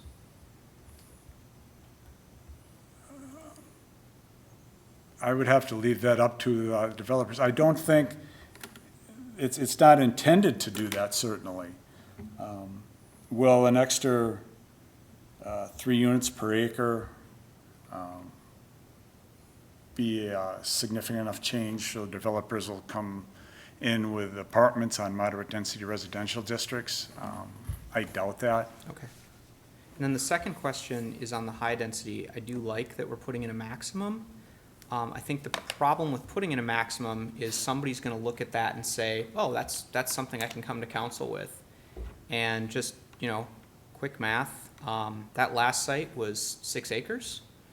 It had 192 units on it, and there were concerns that that's too much density. 6 acres at 50 units per acre is 300. which is a 50% increase. I would be curious if we want to take that 50 and bring it down to a number that we actually think we'd approve, because I don't see how you're ever going to get away with parking without having a 6-story building, without having all the things that made, again, I don't want our code to be something where a developer reads it and says, oh, they're totally okay with a 50 unit per acre building. I'd much rather have that number come down to something we would actually vote for. Oh, Councilmember Dimmer, at the time we did the comp plan update, those discussions did take place, and it was determined that 10 to 50 was a good range. There are other dimensional and design standards that control, again, how many units go on. There's a certain number of amount of open space requirements per unit, parking per unit. Right now, there's a minimum square footage required for each unit as for the overall size of a lot. So you've got open space and lot size requirements that also help control the number of units that can effectively fit on any given lot. I guess maybe what I'd ask is that we talk to 3 or 4 developers and say, how would you read this? Because I think that somebody might come and say, well, look, I'm only planning 40 units per acre, and that's well under the 50, so clearly I can get away with 1 parking spot per unit because, that's a trade-off you'd be willing to make, right? And then it ends up going all the way through the planning, the process, and gets killed by council. So I just want to be careful that while, yes, that is what ended up in the comp plan, when something like what just happened happens again, when I look at that, the one we just passed, I couldn't really vote no to the parking, given that we'd already given them that flexibility before. I couldn't really vote no to the setbacks, given that we had that flexibility before. But there was a lot of discomfort with the density, which wasn't one of the things that, was a finding. So it worries me a little bit if we have a number much, much, much higher than anything I think would get approved by the council. So I guess I would take that away as an action to figure out how you want to rectify it. And if the answer is, well, just put the 50 in there and then a bunch of people are going to design stuff and complain that we didn't vote for it, so be it. I'd prefer our code to say, here's stuff that's got a chance to go through. And I wouldn't like, one of the things I hear from developers or designers is, please don't make me guess which of your rules are real and which of your rules are fake. And so if, parking is not a real rule, it doesn't have to be 2.25, but it definitely has to be 1.5, and it can't ever go below that. Like, nobody knows what to design to, and I don't want to add more things that are that way. There's such a fundamental difference between a 10 unit per acre and a 50 unit per acre. That just seems too wide to me. Councilmember Demmer, I'd really like to point out too that this is applicable only to the high-density residential districts. It doesn't apply to the Riverdale Transit District or the Port Districts. But I don't think we would do 50 in a residential either. True. Everything that he just said. But, Mr. Harlicker, do you remember that project that we approved next to Hoover Elementary? It was a 1-acre lot, and it was townhomes that went on there. We approved one project, and then that developer bailed, and then I sold again, and then I don't actually know if they've ever been built or something was approved. Yeah, maybe they were under construction. Okay, but do you recall how many units that was? I thought that was like 8. 8 or maybe 6. Yeah, it was like 8, and that was a pretty intense use of 1 acre. So if we've got all these numbers in our comp plan, bad on me, I missed it. I'm much more comfortable with where we're at and would rather have conversations about anything different. Your Honor, maybe I can dovetail on that. Again, it would be great to look through the places that are undeveloped. There's not a lot of them. And to help us, because when we read the comp plan, I mean, my goodness, it's 200 pages. It's kind of hard to keep everything straight. Take a look at some of these places, like that old Christian Restoration site that we approved townhomes for, and then they never got built. Maybe the answer is townhomes aren't viable anymore and we need more than 4 to 7 to build stuff. That if that's the answer, that's the answer. But that site's big enough that I think at 10 units per acre, that ends up being apartments. Is that okay? I don't know. I've never really considered it. And, you know, there were an awful lot of very concerned residents about an apartment building squeezing into 1 acre. So I do think that it's worth maybe going through a list of places where you'd anticipate this would actually change what might get built there. Again, I'm terribly sorry if we missed it in the comp plan and gave you guys direction that's hard to follow or confusing. But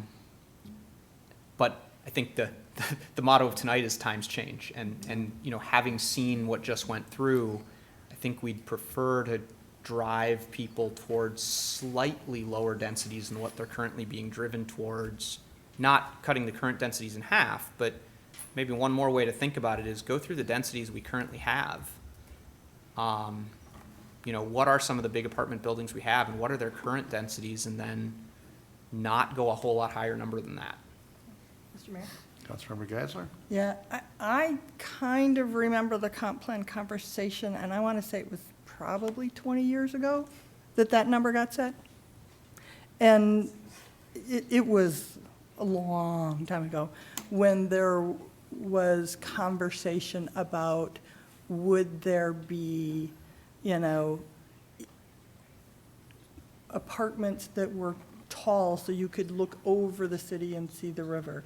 And that's just not us. That's not going to happen. And, you know, those conversations are ancient, you know, in the times. And so, you know, I like the idea of not having high density be just unlimited, because that truly doesn't give that developer any sense of how big can you go. It's like, you know, bring me a rock. Do you like this rock? No, that rock, you know, and you just don't know.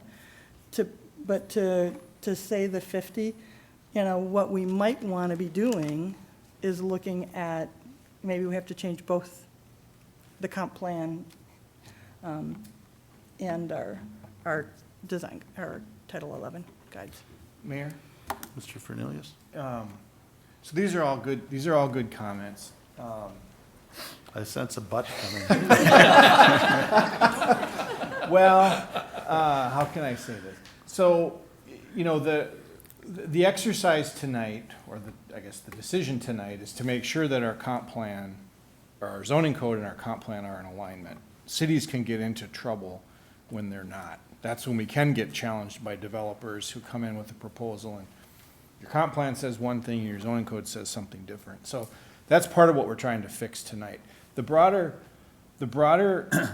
question about density and planned or anticipated future uses is really part of a larger conversation about, so what's driving the comp plan in large part is the projection of where our community will be in 2040, which is 12,000 more people, I don't know, several thousand more households that are gonna need additional housing units. And so what the Met Council directs communities to do is to figure out a way that we can address all those concerns, not just land use, but transportation. A lot of our water planning is based on where those population numbers come from. And so it's an integrated document, and in order to get to an overall, I believe the overall goal for suburban communities, which is the designation that we have, is an overall number of about 5 units an acre. So that's taking low-density residential, moderate-density residential, high-density residential, and averaging out around 5 units per acre, sort of the goal that we are being asked to achieve. And in exchange for that, then we get the investment that the Met Council makes in infrastructure and transportation, transit, those kinds of things. So it's all kind of an integrated document. It's a rather focused decision tonight, but I think, you know, unraveling this number and going back is a pretty big exercise. And so I would just caution, I mean, we've heard the comments this evening. I think those are relevant things for us to consider, but I don't think it's as simple as just saying we're gonna dial it back. I think we have official zoning controls that regulate density, setbacks, all the things that we talked about tonight, where we can, you know, we have the discretion and the ability to regulate, how much housing, for example, gets built. So I feel like there's still a lot of discretion that the council ultimately has. But it puts our comp plan and our zoning code in alignment, which is important. I can see why that would bother OCD, Brand, but how many years has it been since they've aligned? And really, who's gonna come out and give us some, why would we be in trouble? It seems like we would have time to discuss all of those other setbacks and make sure that we really have those controls before we actually change our ordinance to these higher numbers that we're not comfortable with. That I'm not comfortable with them, Mr. Mayor. Councilmember Johnson? So I guess when I remember reviewing the provisions of the comp plan and things like that, I really looked at it for what changes were we making to it. This conversation, this vision that leads to these numbers came at an earlier period of time when I think it was less certain as to kind of what the vision, if you will, for the city was going to really be like. There's no way I can support putting a 50 unit per acre number down on paper at this point in time. So I guess if that's kind of the consensus of council, I'd like to hear other council members' thoughts on whether we should be having a bigger discussion about this one, and whether it should be workshopped and what's the best way to deal with this specific issue. Should we consider just tabling this indefinitely? That's what I'm thinking. Mr. Stemmerly, you had her hand up. We haven't Well, heard Mayor from you Council, tonight. just as a clarification, this is an introduction. I understand. So as such, I don't think we can even take action on it. Oh, all right, nice. Mr. Brody? And I would agree with that. I would introduce it, and if it sounds like the council, and I think Matt's gonna recommend, we could workshop this, and we would just not bring it back, obviously, at the next meeting for adoption. That's, I think, what Mr. Stemmel is gonna say, and from what we're hearing from the council. Correct, Mayor, that is what I was going to say, and then if at some other point it's appropriate to have it back on a council meeting for further consideration, to have it tabled or otherwise, we can sort of sort through that as we discuss timeline and process. So as we consider an introduction, we could just consider not to introduce it then, right? I'll defer to Mr. Brody. We've typically, lately. Okay, fine. Lately, we've decided that we're not gonna vote on introductions. Right. We're just gonna introduce it. I suppose theoretically, you could do what you want. Okay. Councilmember Geisler? Can I ask that when we look to potentially workshop what we're introducing, that we look not at trying to match comp plan to zoning or zoning to comp plan, to look at what is the right number for both of those things, and if they both need to change, they both may need to change. I don't want to limit ourselves to saying we have to go to what's in one document or the other, but to really step back and take a look at how should those densities be stated in both documents. Your Honor. I agree with that. Councilmember Demmer? And just to throw it out, the right answer might be to keep no maximum written down. I just think maximums cause anchoring biases and they cause people to think of a target. And if you don't have one written down, you might have people not looking at that number thinking it's real, and then your alignment gets closer. But I do think we at least need to workshop that medium density one just to understand what the consequences of that are. If it's not this year, that's fine, because we can't change the comp plan again until 20, Oh, we can change 30? the Oh. comp plan anytime. but then it has to go back to Met Council for approval though, right? We can do an amendment to a comp plan. Mr. Mayor, that's It's not easy, but we can do it. We can amend the comp plan, but Okay. That wasn't your first choice. Mr. Mayor. Councilmember I would Griscoviac? just I'm glad that Wade brought up that point, because in that appeal that we overcame, density was definitely on my mind, but it wasn't a basis for the appeal, so I didn't base it on that. And I think we all can, I don't think any of us are comfortable with that high of a density. So I wouldn't even like to see it introduced, but if it's introduced and it changes at some point in the outcome, I would be fine with that. Okay. Mr. Mayor? Councilmember Carlson? Yeah, I also think it's really important that we spend a lot of time in the workshop on this.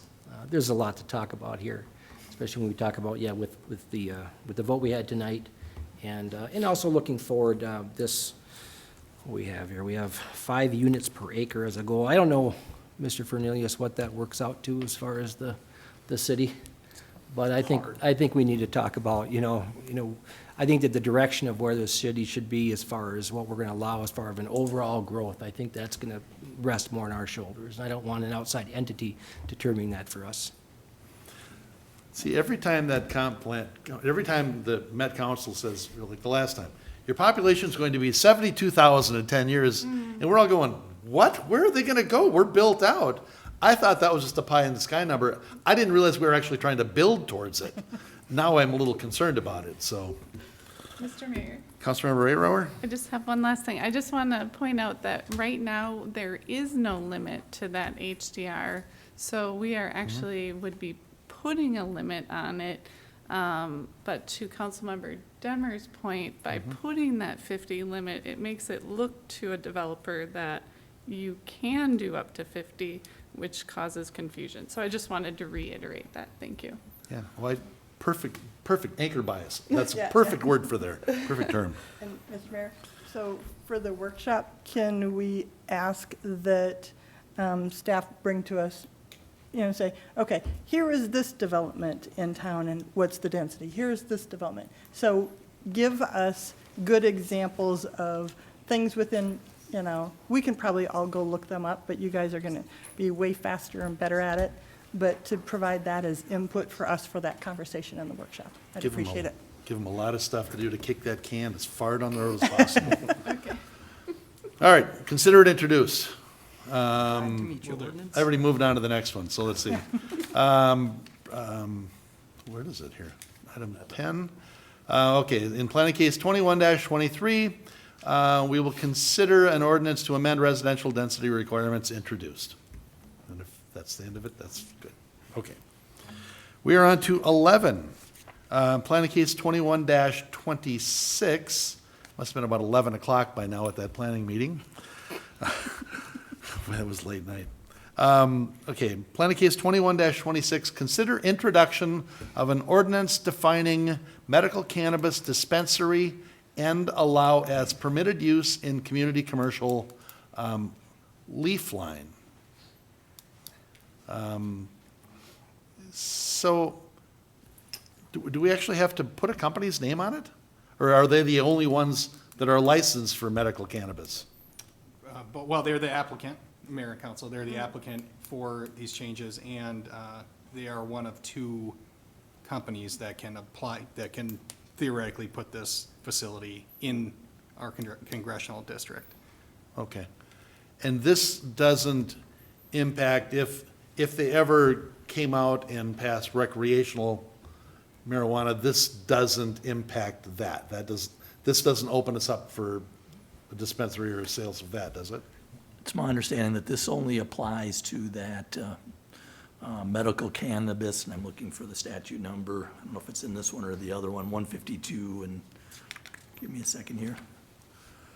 It's only referring to medical cannabis that's regulated and defined under 152.22 through 152.37, so it's only that particular statute that's referenced here, and so Okay.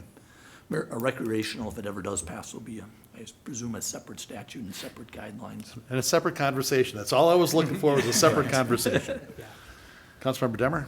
I was just curious how the staff came up with community commercial as the right district. Is that what pharmacies are currently? I'll defer to Mr. Yeah, Arlicker or Mr. Councilmember Demmer, Fernandez. that was at the request of the applicant. They have a site that they're looking at that is zoned community commercial. Okay, let's back up a step then. What is It was this? an excellent question. I What like does that. the staff think it should be, and what are pharmacies? Well, we wouldn't want it in neighborhood commercial or office, so then we're into community commercial and general commercial. General commercial is a more widespread commercial zoning district in the city. It allows a little bit of everything. Community commercial seemed just a better fit. Okay. based on how we defined it and what the characteristics are of the proposed use. Yeah, and I, just for everyone, the reason I ask is because whenever we consider these sort of things, we have to consider what if this specific application falls through? Is this really the right thing? So I just wanted to make sure that staff was comfortable that regardless of this current application, that if we were going to have it, community commercial is the one that makes the most sense. Yep. Okay, And thank Your Honor, you. I should have pointed out too that on both of these, this line and the next, or this matter and the next matter, that there are representatives from Leafline, their president and general counsel, plus I think the landlord is here too, although it's just an introduction. But they are here available if you have any questions specifically of them. Okay.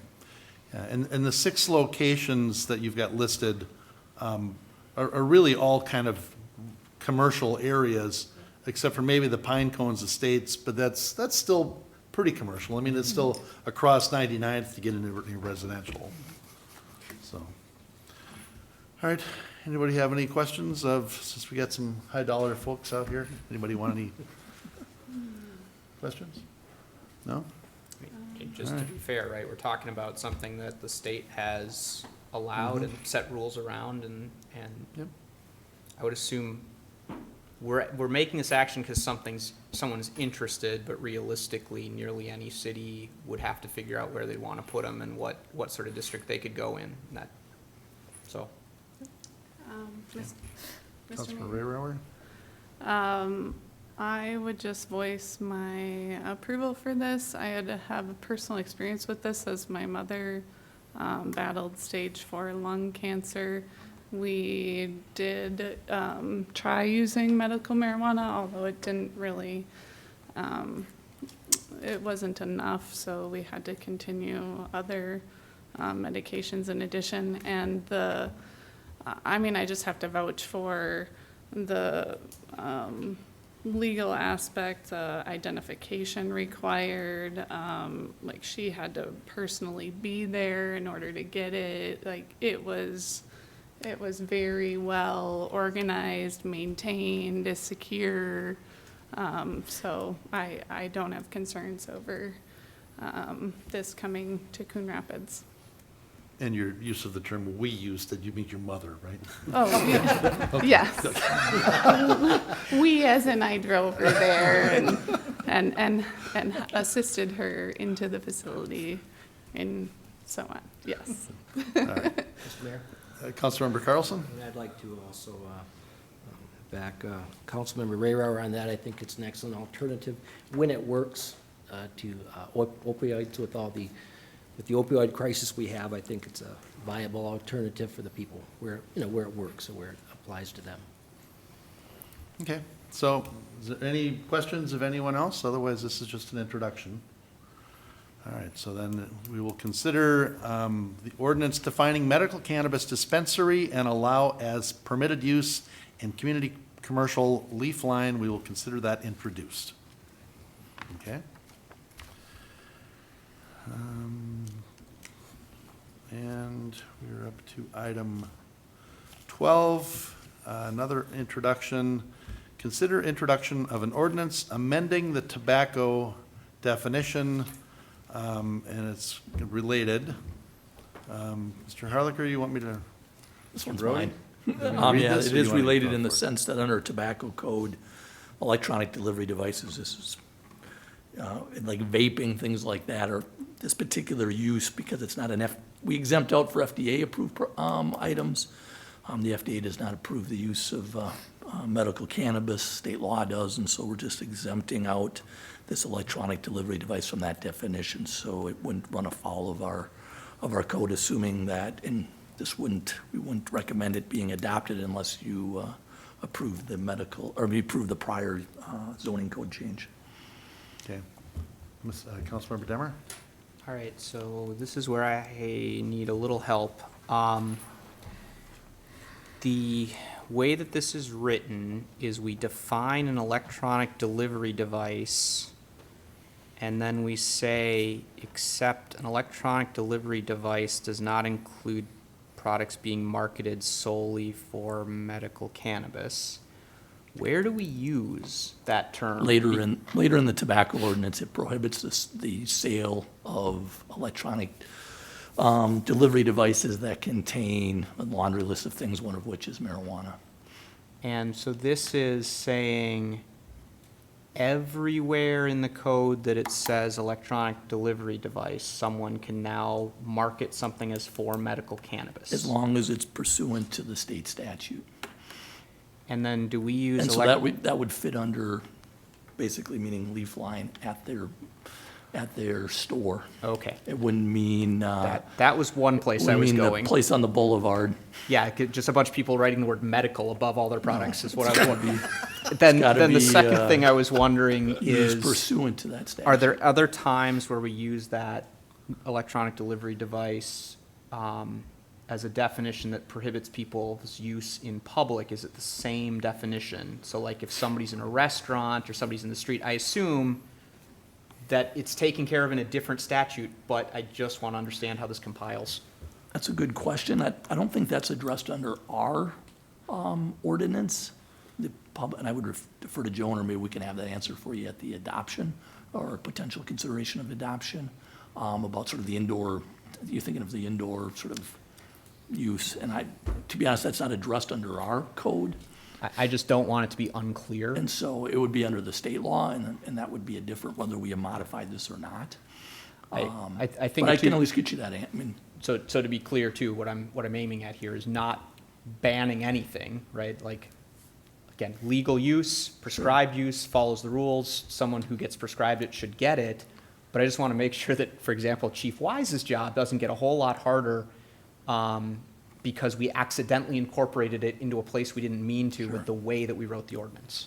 like I said, our code doesn't address that particular indoor use. Because I would almost wonder if there weren't a different way to word this where we add a 12 that says medical cannabis electronic, so we aren't overloading a term that gets used too many other places. But again, I'll leave the writing of the ordinance up to you. It struck me as, boy, we gotta be really careful that term's not used anywhere else that's gonna cause a headache later. No, and we did look at those sort of, we didn't want to create any unintended consequences, Neither do we. you know? Mr. Mayor?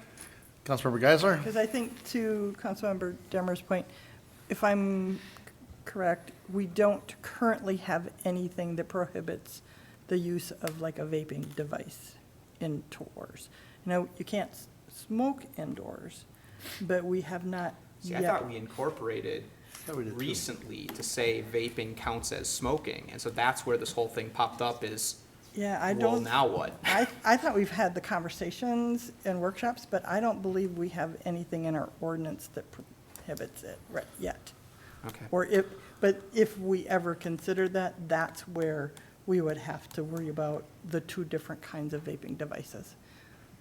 Mayor Cook, Ms. council Lenswehr? members, my recollection is we had that conversation and it did not go through. So we don't regulate vaping, we just expect them to follow the rules of the business that they're in and whatever the state law is on the use of tobacco.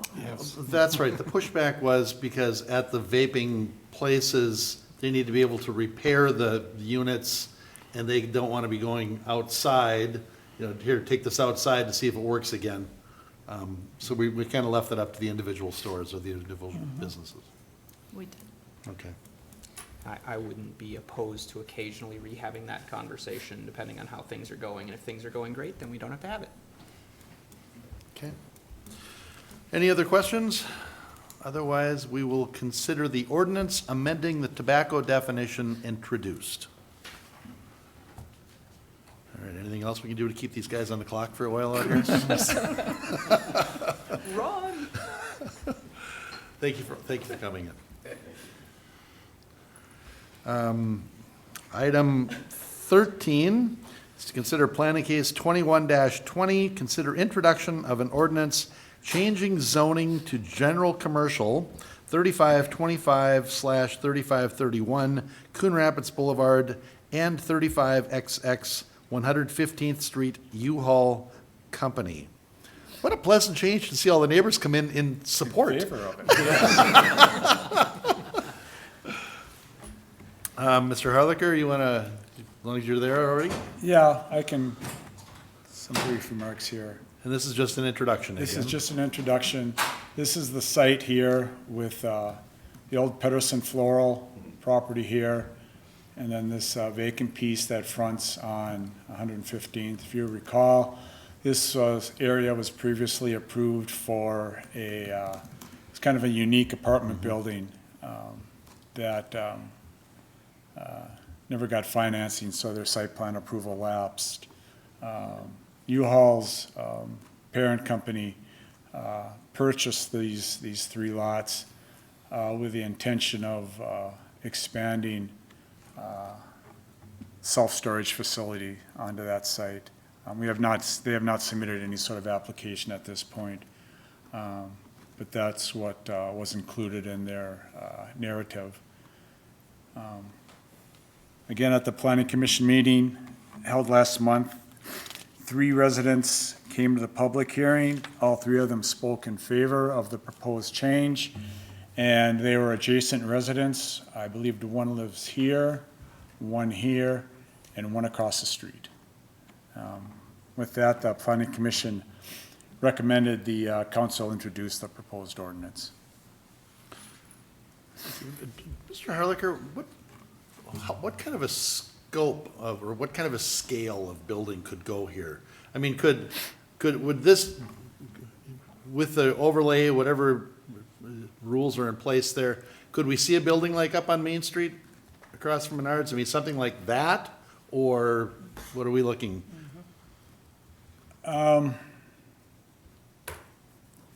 You could see a multi-story building on there. Because of the size of the site, a chunk of it, probably this parcel here, will be dedicated towards stormwater management. You know, the River Rapids Overlay District does encourage multi-story buildings. How many stories would we allow there, do you know? I don't know the maximum height requirement off the top Okay. of my head. All right, but all of that would be I down the believe road it's and. maybe, I don't want to No, guess. that's fine. Mr. Mayor? Okay, Councilmember Geisler? Yeah, just, you know, a couple things that,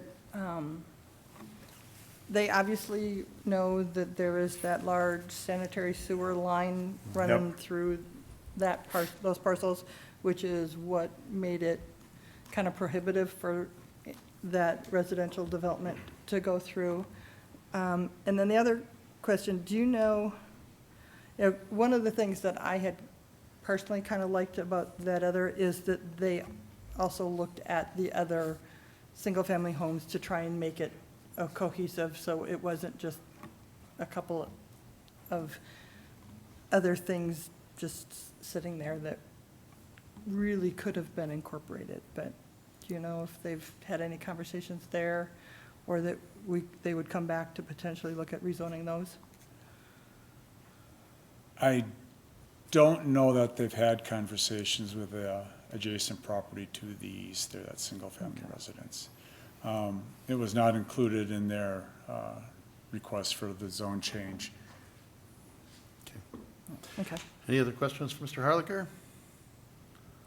Otherwise, in planning case 21-20, consider ordinance changing zoning to general commercial 3525/3531 Coon Rapids Boulevard and 35XX 115th Street U-Haul Company. We'll consider that introduced. And item 14 is related, no, I'm sorry. Did I skip over it? Oh, no, there was just the one item on that, right? Yep. Okay. Item 14 is another introduction, plan case 21-25, looking to change zoning to moderate density residential 10220 Goldenrod Street, PCTHS Building Company. Mr. Harlicker. Yes, again, this is a proposed zone change. With this one, there is a corresponding land use plan amendment that the council will consider should the proposed zone change be introduced. They're asking that the zoning be changed from general commercial to moderate density residential. The applicant was identified in their narrative also. They are looking at converting the building to a school, charter high school. And one of the reasons that they're proposing moderate density is schools are only allowed in single-family and moderate-density residential districts. They are not allowed in any other commercial districts. So what they're proposing is to change the land use designation to moderate-density residential, and then the corresponding land use will be to institutional, which would reflect the proposed use of the property as a school. And this is, you got low-density residential to the north.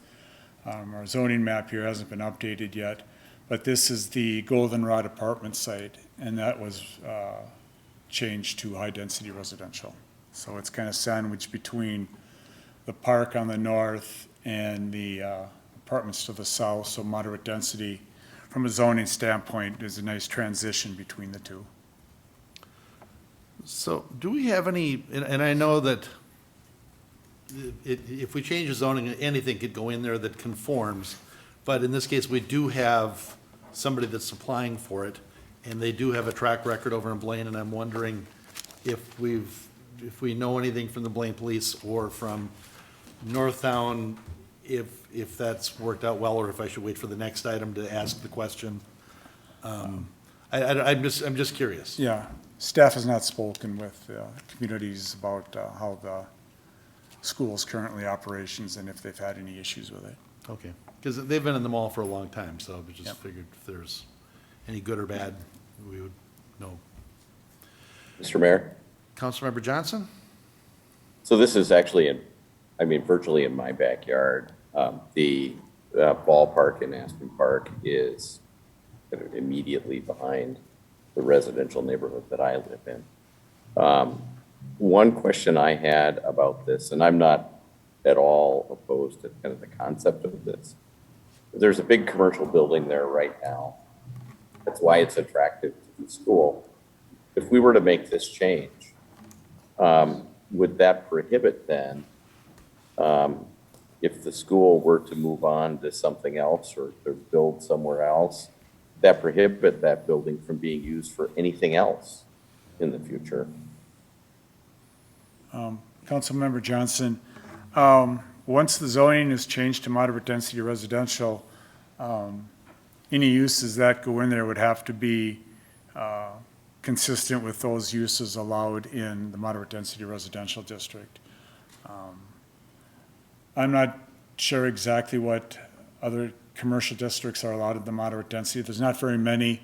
For instance, a place of worship could go in there. It could be a daycare center could go in there. Those type of more institutional uses could go in there. But you wouldn't see a general commercial use would be able to go in there unless they changed the zoning back to commercial again. And I'm sorry, Councilmember Johnson, were you done? We'll take that as a yes. Mr. Harlicker, so, they can't come in like with a conditional use permit or something, we can't do something else to get them. I think that was a really good point, that we would be making a commercial business non-conforming all of a sudden. And if the school backed out, then we've got this nice commercial building that isn't eligible to be used for commercial anymore, It would right? have limited commercial uses, yes. Your Honor. Councilmember Demmer? This is a challenging one, because trying to avoid spot zoning, while you're also in a situation where that property could be almost anything, right? There's now high density next to it, there's a post office next to it, there's commercial next to it, I don't know how to think about this site, because I could make an argument for about 4 different zones for it, and I mean, again, don't want to do spot zoning. A school next to an apartment seems reasonable, a daycare center next to an apartment seems reasonable, a restaurant next to an apartment seems reasonable. I'm unsure how we should deal with the fact that this could be just about anything, and I don't want to make what's in there non-conforming. That is a good point, Councilmember Demmer. It's, by changing it to moderate density residential, you are limiting any potential future commercial use of the site. unless we change it back, which generally needs an applicant to drive it. I mean, I guess maybe the number one question is, would everyone be comfortable with townhomes going in there? Because that's really what we're saying the zone would be. Yeah, that would be pretty prohibitive to tear out a building, though, to build them. I know. Expensive land for that. Mr. Mayor? Hang on, Councilmember Rayrauer and then Councilmember Griscoviac. Oh, you didn't? Oh, I thought you had some. I'm sorry. Councilmember Griscoviac? Two things for me. One is, it does seem like when an applicant comes to us, then we change our zoning. But we have our zoning for a reason. And in my opinion, I think this should stay general commercial. I guess I'll just leave it with that. The other point that I made is, in a couple of campaigns, that there was comments that residents made, don't change our general commercial into more moderate and high-density residential. I just think this site is well-suited for a commercial business, and Coon Rapids could use those businesses. We wouldn't be able to move it back. So this wouldn't be a vote on it tonight anyway. So should we introduce it and then have a conversation about it coming up, or should we? Mr. Mayor? Councilmember Geisler?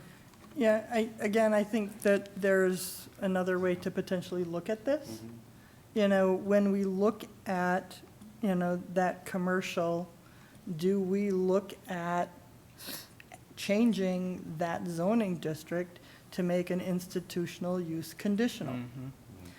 And that may be the simplest and the right answer, to say, you know, on certain conditions, I might allow an institutional use here in that commercial district. And that gives us more control of any plan coming in on if it's the right thing at the right time versus this constant, okay, now I'm going to change the zoning, make it non-conforming, hope that they're there, and if they don't like it, then maybe change the zoning again. Your Honor? Councilmember Demmer? You know, I don't know the ramifications, and this is the first time I've heard it. The reason that makes a ton of sense to me is that the building that a school looks more like a commercial building than townhomes. So that, like, at first pass, that makes a lot of sense, and I guess I would defer to the other people in the room, but it sure seems like you're more likely to have a school move into an old progressive than to move into five townhomes. Your Honor. Councilmember That also Rayrauer? makes more sense to me, but I would also appreciate having more conversation about this at a work session. Yeah, and Mr. Rand, I'm, you know, not saying that that is the easiest thing to do, but I do think it's something that we should at least have a conversation about. Mr. Mayor, Councilmember Johnson? sorry, I'm back now. My laptop died, so I'm on a phone. Okay. So forgive me if there's any transmission trouble. I just want to make very clear to the council that I have no objection to a school, including a charter school, moving into that property. My biggest concern is potential future use down the road and limiting the opportunities that may be available there. So I think workshopping it is really important. Thank you. Thank you. Okay, here we go again. Mr. Brody? I'm going to defer to Mr. Harlicker. I don't know if we have any 60-day rule issues, unlike the previous one that we are going to hear at some point. This one has potential 60-day rule implications. Yes, Mayor, the 60-day rule was extended out for this. It's typically done for all ordinance amendments because the second reading takes it out past the 60 days. So it was extended out, I think, to October, mid-October. Okay. So we've got a little time to work on it then. So do you want me to introduce this then? And I would ask that you introduce it and then go ahead. We can. how about this? Mr. Stemwell, go Well, ahead. I was just gonna ask, practically speaking, was the applicant aiming for this fall for moving in? I mean, if there's a secondary timeline beyond their 60-day extension. It's my understanding that they would like to get going on this as, you know, yesterday, like most developers are. So it might not be a work session, it might be some emails. Well, we can figure that out. I just wanted to clarify that might be Now legally, we're bound to the October October 12th or 12th 13th. deadline, but there might be a practical one that we might want to keep in mind as we move forward. Yeah. And it seems like the consensus appears to be that if you can come back with an option like the institutional use something, what would it be? A conditional use in the commercial district for For institutional. schools. Yeah, Yeah. I think I it's heard just that a- early too. Just adding a C in that little table, in that one little line. Very small change. Okay, but you still want it introduced though, right? Please. All right, so in planning case, any other questions or discussion before we, all right. In planning case 21-25, we'll consider the ordinance changing zoning to moderate density residential 10220 Goldenrod Street, PCTHS Building Company. We'll consider that introduced. And we're on to item 15, another introduction. We're looking at an ordinance that would regulate targeted picketing in residential neighborhoods. The proposed ordinance is similar to ordinances adopted by other cities, including Woodbury, Hugo, and Farmington. The ordinance is intended to be narrowly written by regulating behavior that is not already addressed in state or local law and is not aimed at infringing upon important First Amendment rights for protesting. Rather, it is focused on very specific circumstances that have an inordinate impact on a particular dwelling or nearby residences. Targeted residential picketing would be defined as follows. And I'm sorry, was somebody else going to present this, or you want me to just read this? You can just, Okay. if you don't mind. Item 1, marching, standing, or patrolling by one or more persons directed solely at a particular residential building in a manner that adversely affects the safety, security, or privacy of an occupant of the building. Or 2, marching, standing, or patrolling by one or more persons which prevents an occupant of a residential building from gaining access to or exiting from the property on which the residential building is located. Or 3, marching, patrolling, or any picketing activity by one or more persons directed at or nearby to a residential dwelling without the consent of the dwelling's occupants. Strict attention was paid to the proposed language within the ordinance. Most of the proposed language was previously upheld by courts when subjected to a First Amendment challenge. Questions? We've beaten this one up a million times. I know it. So hearing no questions, we will consider an ordinance regulating targeted residential picketing introduced. Item 16 is to consider introduction of an ordinance amending section 5-209 sub 8. Okay, I'll give Councilmember Johnson this one. 5-209 parens 8, and then it would be parens A, I suppose. Off-sale liquor licensing. And all we're looking to do is amend the city's Class A off-sale liquor licensing proximity requirement from a 1-mile radius to a half-mile radius. Any questions on that?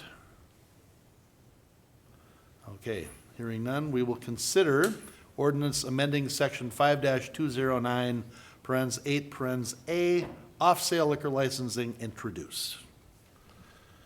And we are down to the water emergency. We're looking to affirm or overturn the current water emergency enacted by the Emergency Board on June 18th, 2021. Mr. Himmer, any update on that one? Yes, Mr. Mayor, Council, we continue to be stable with our water levels in our reservoirs. Part of that may be we've had some rain and it's cooled off a little bit. We do have some big capital projects coming up. I also don't see the need to be irrigating between 10 a.m. and 6 p.m. So it would be my recommendation to continue with this water emergency at least until we have a better handle on these capital projects and making sure our elevations remain consistent.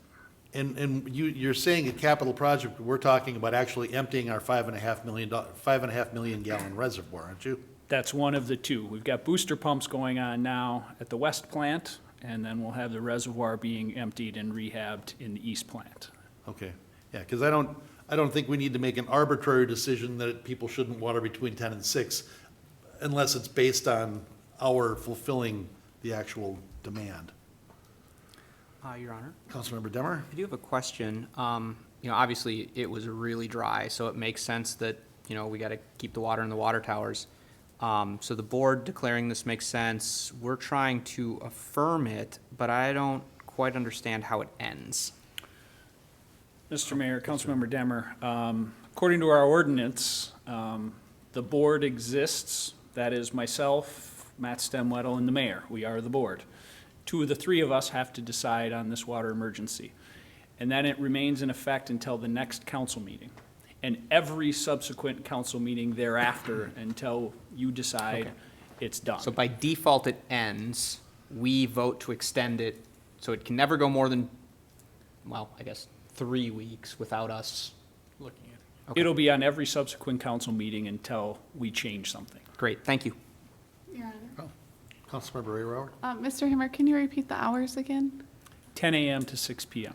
Excellent, thank you. It's actually, I just want to reiterate the reason why those hours, it's very beneficial to not water during those hours because it saves you money and it's better for the grass because you lose a lot of the water to evaporation if you're watering during your lawn during those hours. So it's actually better for the homeowner not to water during those hours and it saves you money and it's better for your grass. So it's a win-win for everyone. So I would definitely support continuing that. Thank you. Okay, thank you. I suppose you need someone to actually move it, huh? I think so. I'm not Hard to pull a exactly. motion out of there. Your Honor. Councilmember Demmer? Move to affirm the current water emergency as enacted by the Emergency Board on June 18th, 2021. Second. Motion by Demmer, second by Ray Rower. Maybe for our next meeting, that could be cleaned up a little bit. Any discussion? Mr. Mayor? Councilmember Griscoviac? So if we affirm, we keep this emergency going until the next council meeting? Yes. Okay, still pretty dry, we're still having problems with they're not full, and they're way down.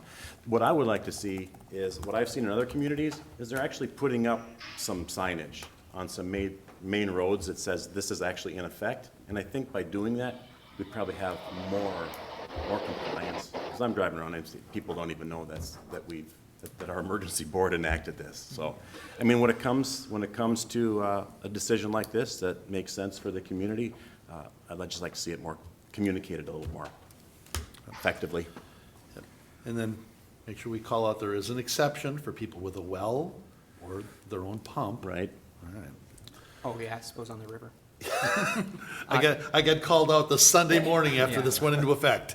Your Honor, I guess just one more question. If we had, a 3-week period between city council meetings and it became clear you no longer needed this, the board could end it, or does it have to end at the next city council meeting? I'll defer to Mr. Brody, but the way I read it, it's every subsequent council meeting until you decide.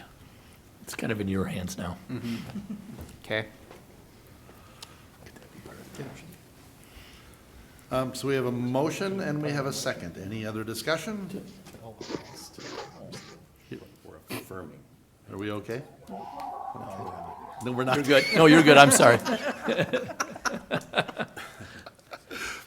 Okay, but we're good enough to vote on this? Yes. Okay. So we have a motion and a second. Any other discussion? Hearing none, all in favor signify by saying aye. Aye. Aye. Opposed? All right, and the water emergency remains until the next council meeting. Item 18. Mr. Himmer, we're looking to do some card reader replacement. Yes, Mr. Mayor, Council, this is a project that was in the Facilities Construction Fund. With shortages on lots of things, budget came in significantly higher than we had hoped. I mentioned this to you briefly at the retreat, where we're shuffling some dollars around in the Facility Construction Fund, and it goes with the CRAA lease we talked about earlier. By them going to Riverwind, we'll not have to do certain improvements to that building. So Facility Construction Fund will stay whole for 2021. However, the cost of this improvement did exceed what was budgeted. Because it's in the fund, we don't need technically a budget amendment for it, but I'd be looking to have the contract awarded for the card reader project with Protect Design. Okay.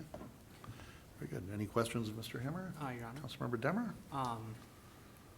Just to help, how many card readers are we talking here? every existing card reader that the city has in all of our facilities. So that's more than 10, right? Like, is it 1,000 or 100 or? If I looked at the contract, I could probably count the number, but we probably have 30 just in this building alone. We've got water treatment plants, we've got civic police.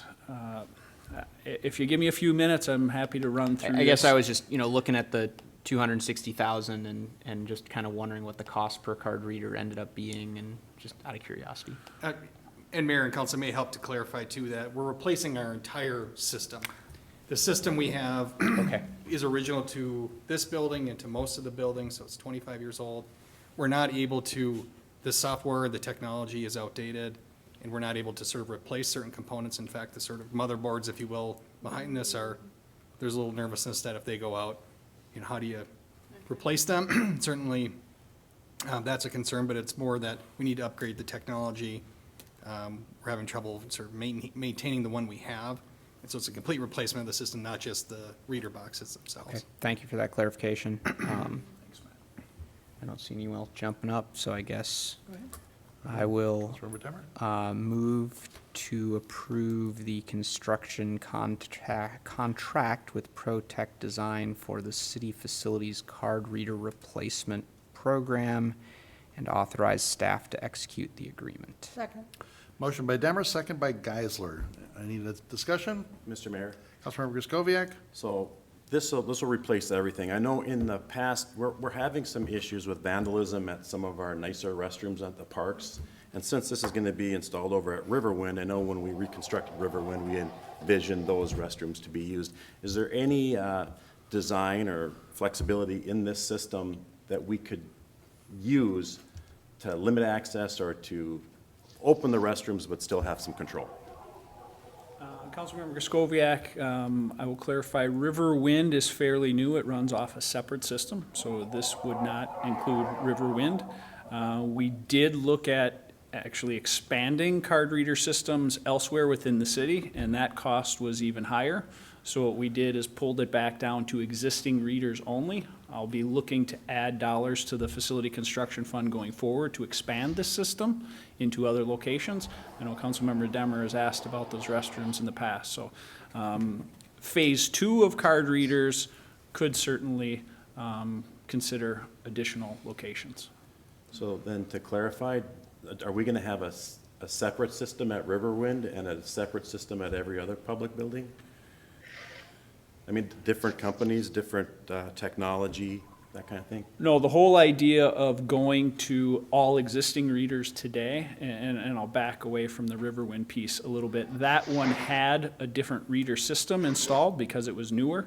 So we wanted to just stick with all existing readers first, so we wouldn't have to have 2 key fobs for the different systems.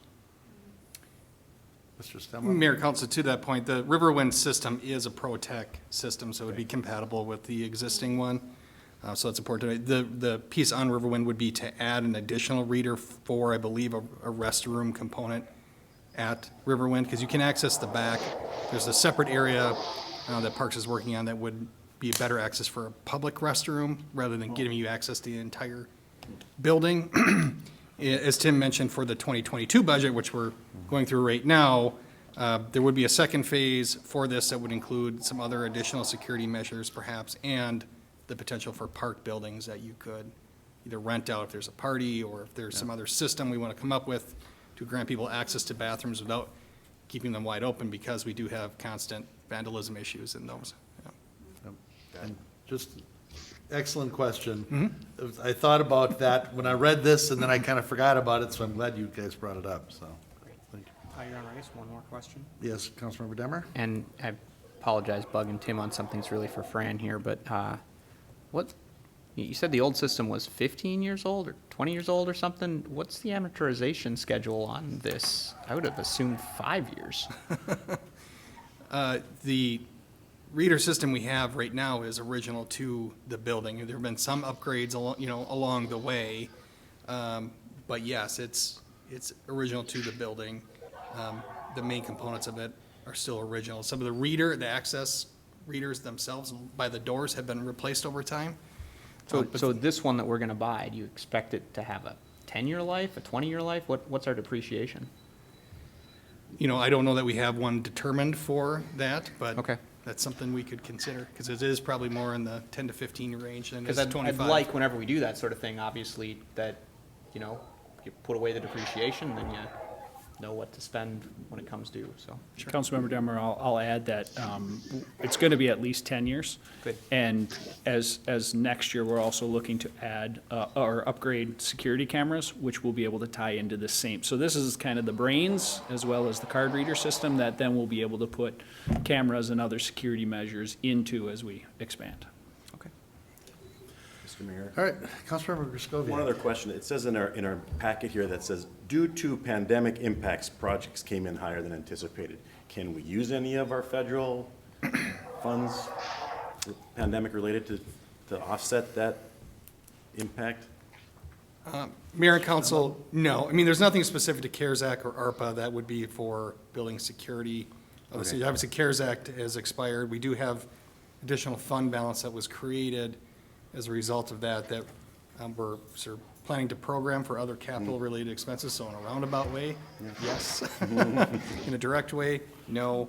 Especially with ARPA, the limitations on how those funds used are much more stringent than the previous CARES Act, or they're just 4 different uses, I should say. Okay. So I don't think there's a security component to it. Fair enough. Okay. Any other questions, any other discussion? We have a motion and a second. All in favor signify by saying aye. Aye. Aye. Opposed? And that motion carries. Item 19 is to consider construction contract for City Hall interior lighting upgrade LED retrofit. I would have thought we were already LED. We're not, huh? Mr. Mayor, Council, some conference rooms have been upgraded to LED. In this location, there are not. In all of the office areas, there are not. In the civic area, there are. This would bring all of City Hall, police, civic up to LED. And that quote is $174,500, and we would recommend awarding that to Phaser Electric. Your Honor, Councilmember Rayrower?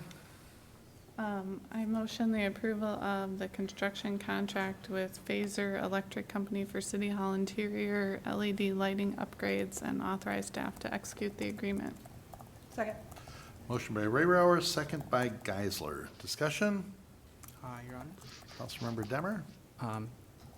Do you have like will this have a payback period? Like, will it ultimately be, it's probably fine to do it either way, but will it ultimately be net positive to go from whatever some of these are incandescents to LEDs? Councilmember Demmer, we did have a payback on one of the proposals. We do get about, if I'm not mistaken, if I put it in here, we do get approximately $17,000 in rebates first and foremost. And then I think, I don't want to tell you the wrong number, but I can certainly share with you the payback that was proposed on at least one of these. Okay. It's fine to get an email afterward. I Sure. would assume it's like a 10-year payback or something. Could even be less than that, I bet. Right. All right, any other discussion? All in favor signify by saying aye. Aye. Opposed? And that motion carries. Item 20 is to approve easement agreements for Project 21-4 Sidewalk Expansion. And there are 8 different easements necessary to get those sidewalk pieces put in there. Your Honor. Yes, I remember Councilmember when we Demmer. were younger and we passed this sidewalk expansion one, and so I will move to accept the permanent easements detailed in the Herein. minutes herein, the agenda, and authorize the execution of the agreements between the city and landowners of the properties listed above. Second. Motion by Demers, it was the second by Carlson, but you probably beat him because of the delayed. Councilmember Johnson can have that second. Yeah, that's all right, no, we're not switching around now. All right, so we got a motion and a second. Any discussion? Hearing none, all in favor signify by saying aye. Aye. Aye. Opposed? And that motion carries. And item 21 is to consider approval of a contract with WatchGuard Video Incorporated Chief, you want to cover this, or you want me to read your? Thank you, Mr. Mayor. Go Just for it. briefly that, just to let the public know that we had the police department made a detailed presentation to the council on June 15th. If you have an interest in seeing how that conversation went, I'd suggest going online and looking at the video. Otherwise, at this point, we're just ready to enter into an agreement with WatchGuard video system. Excellent. Can I just add one thing that's not in the memo, that this was purchased part of our state contract? It wasn't subject to competitive bidding. Oh, okay. Just wanted to note that.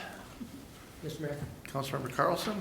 I make a motion that we authorize entering into a 5-year contract with WatchGuard Video Incorporated for a body-worn camera system and associated services. Second. Motion by Carlson, second by Johnson. He was ready that time. Yeah. I was watching you. Discussion? Hearing none, all in favor signify by saying aye. Aye. Aye. Opposed? And that motion carries. And we are up to the open mic public comment. No, we're not? 22. 74. Sorry. I'll see you. 21. I turned the page. And I wrote motion and, yeah, all that on the wrong one. All right. Fine. Item 22 is to consider resolution 21-74, amending the budget for the golf course restaurant. Have we bought a blast chiller before? Guess It what? sounded familiar. Council, yes, we have once. In fact, it was only about 3 years ago when the last one was purchased. Unfortunately, this one is at the end of its useful life. There was a lot of conversation between restaurant staff and even city staff and the vendor. It was outside of any particular warranty that would have been included with this. It's a heavily used piece of equipment. It's used by both the restaurant and the event center prior to putting certain things into the coolers to avoid condensation and to avoid more expensive fixes on much more expensive equipment. As you know, anytime we replace equipment at the restaurant, it comes with a heavy bill. Anything under 10,000 is the restaurant's decision to replace. Obviously, this one is 17,921, and so that's where we require a amendment to the budget in order to purchase it. And that's really about as much as I know, to be honest with you.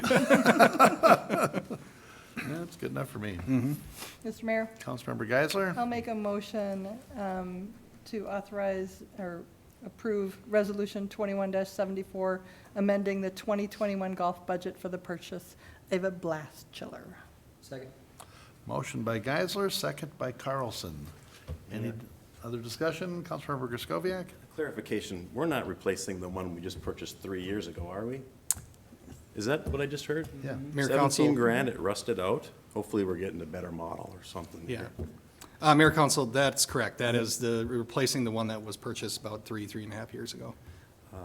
Did we get cheap on that one? Should we think about getting one that lasts longer than 3 years? That's just, Maybe the next one. We got to get this one moving. Cannabis Oleum is $5. Mr. Mayor, Councilmember Carlson? Mr. Stemwindle, was this the same brand? I am not sure. Yeah.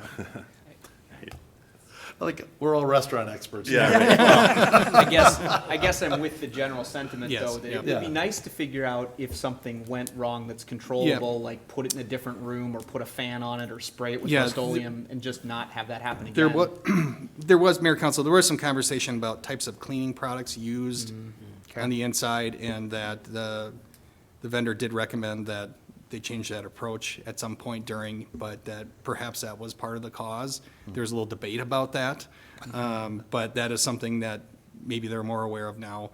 Obviously, Morrissey Hospitality works with restaurant equipment all over the place, and they're very familiar with the types of equipment and useful lives. Unfortunately, with a lot of these things, the expected life is in a restaurant of this type in that 3 to 5 to 6 year range, depending on what you're talking about, stoves and microwaves and warmers and coolers. It's amazing the amount of abuse some of these things take over time. And unfortunately, we're seeing that here with this expense. I think statistically, 3 to 5 years outlasts most restaurants. Yeah, So well, there's probably to be fair. Yeah. It would be nice, I guess there's a couple of things in a row where if you have a guess in general on any of the equipment we buy, if you just wrote something like expected life is 3 to 5 years, Yep. and then when we see these, we go, okay, that's what we're Yep. paying. That's fair. And Mr. Mayor? Councilmember Geisler? You know, if they've had warranty conversations, you know, if this is the same purchaser that, or supplier that we look at, you know, is there potential for an extended warranty with this, or, you know, some other guarantees to say, you know, this really should last 5 years, not 3 years, or anything like that in the negotiation of the purchase? I would strongly encourage those. And there's still opportunity for that, so, yeah. Okay. Any other discussion? Hearing not, all in favor, hearing none, all in favor signify by saying aye. Aye. Opposed? And that motion carries. And now I'm going to move to open mic, okay? Okay. All right. After 22 items, that's the agenda. Anybody here to address council for open mic? No? All right. Then I don't have any reports on previous open mics, and we are up to other business. Or, Mr. Mayor, just one Councilmember other Geisler? check with the, is there anybody online for open mic? Mayor and council, there was not, no. Okay. I was monitoring that. Yep. Your Honor. Mr. Brody? I apologize, I gave you wrong legal advice before on our emergency water ban. Okay. You, as a water board, do have the authority to remove it in between meetings. I was wrong on that, so it'll stay in effect until either you guys confirm it or remove it, or if not already removed by the emergency board. So apologize for the bad information before. Okay. Very good. But it's going to be on every council meeting going forward, is that right? Unless the emergency board takes it off beforehand. Got it. Thanks. Okay. All right. Other business? Mr. Mayor? Councilmember Griscoviac? Regarding emergency orders, so the city emergency order has lapsed, correct? Correct. All right. And then just how are we letting those restaurants know? And are we going to give them longer? Yeah. Mr. Stemmer. Mayor and council, and we'll defer to Ms. Lensmeyer in terms of the communication, but yes, when the governor's emergency authority ended, our resolution declaring an emergency was tied to that and said that ours would expire upon such a time that the governor's authorities expired. And so effectively, our emergency authority is null and void at that point, and so we're just under sort of normal circumstances today. And then I'll ask Joan to maybe speak to how we'll communicate to those restaurants and what the timeline is. Mayor and council, as we discussed, we'll give them 30 days. That letter is being drafted and will go out this week. So they'll have 30 days from the date of the letter to come into compliance or apply for a permanent expansion of their outdoor space. Okay. Excellent. So that's a big weight off your Mr. shoulders, Mayor. huh? City manager, emergency powers. Only got to order number 1, so I'm okay with it. All right. So last weekend, we had the 4th of July celebration down at the Coon Rapids Ice Center. And it looked like it was a success. The parade was good. It looked like the firecracker went off well. The only thing I'm really curious about is how long did it take the police to get the cars out of here? Do you know, Chief, or got any reports on those yet? Mr. Mayor, Council, you're putting me on the spot with how long it took before it Sorry. got out of there, but I'll just say the traffic is always tough. Hopefully people get smarter over time, riding a bike, those sorts of things, if you can, are really the way to do it, but, because it's never gonna be better. It's just never gonna be better. Well, still better than Sand Creek. Still better than Sand Creek, yes, for those who have a little memory of the town, yes. We had kids that ran up to get pizza, and it took them a long time to get back because of all the cars backed up going into the fireworks. And I went, oh, this is really going to be bleak leaving. Because whereas they stagger in, they all leave at once. Yeah. But the fireworks were phenomenal. Oh, my As they gosh. always are. Fireworks were fabulous. Yep, lots of kudos about those. Mr. Mayor. Councilmember Carlson. Chief Wise, first of all, I want to commend your officers for their, it was their interaction with the public was just exceptional. And I saw a few of your younger officers hanging out with the kids at the splash pad. You're just getting set to jump in the water with them, and the splash pad shut off at 6 o'clock. It was all good. I was excited. I had the camera ready. Then it shut off, but exceptional job by your officers. And I was also wondering, Chief, how it went. Any incidents, anything major? No, actually, thank you, Council. No, the event went very well. Nothing unexpected happened, which is what we were rooting for, so Yeah. it went off very well, so I'm looking forward to next year, bigger and better, for sure. Excellent. Excellent. Uneventful is what we're always looking for in plane rides and carnivals, so. Your Honor. Yes, Councilmember Demmer. Along those lines, obviously, everyone who deserves thanks to them.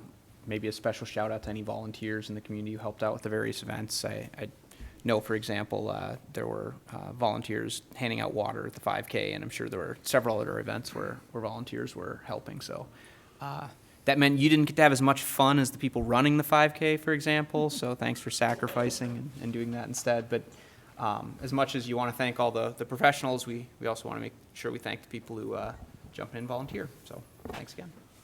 Well, in the groups like we covered it earlier tonight, but it was Coon Rapids Community Strength Foundation, Coon Rapids Fire Relief Association, Coon Rapids North Star Lions, who are all volunteers and they're all weekend working. Yeah, it was, lots of volunteers. Even Wells. Even thank Wells. We always have to work him into every meeting.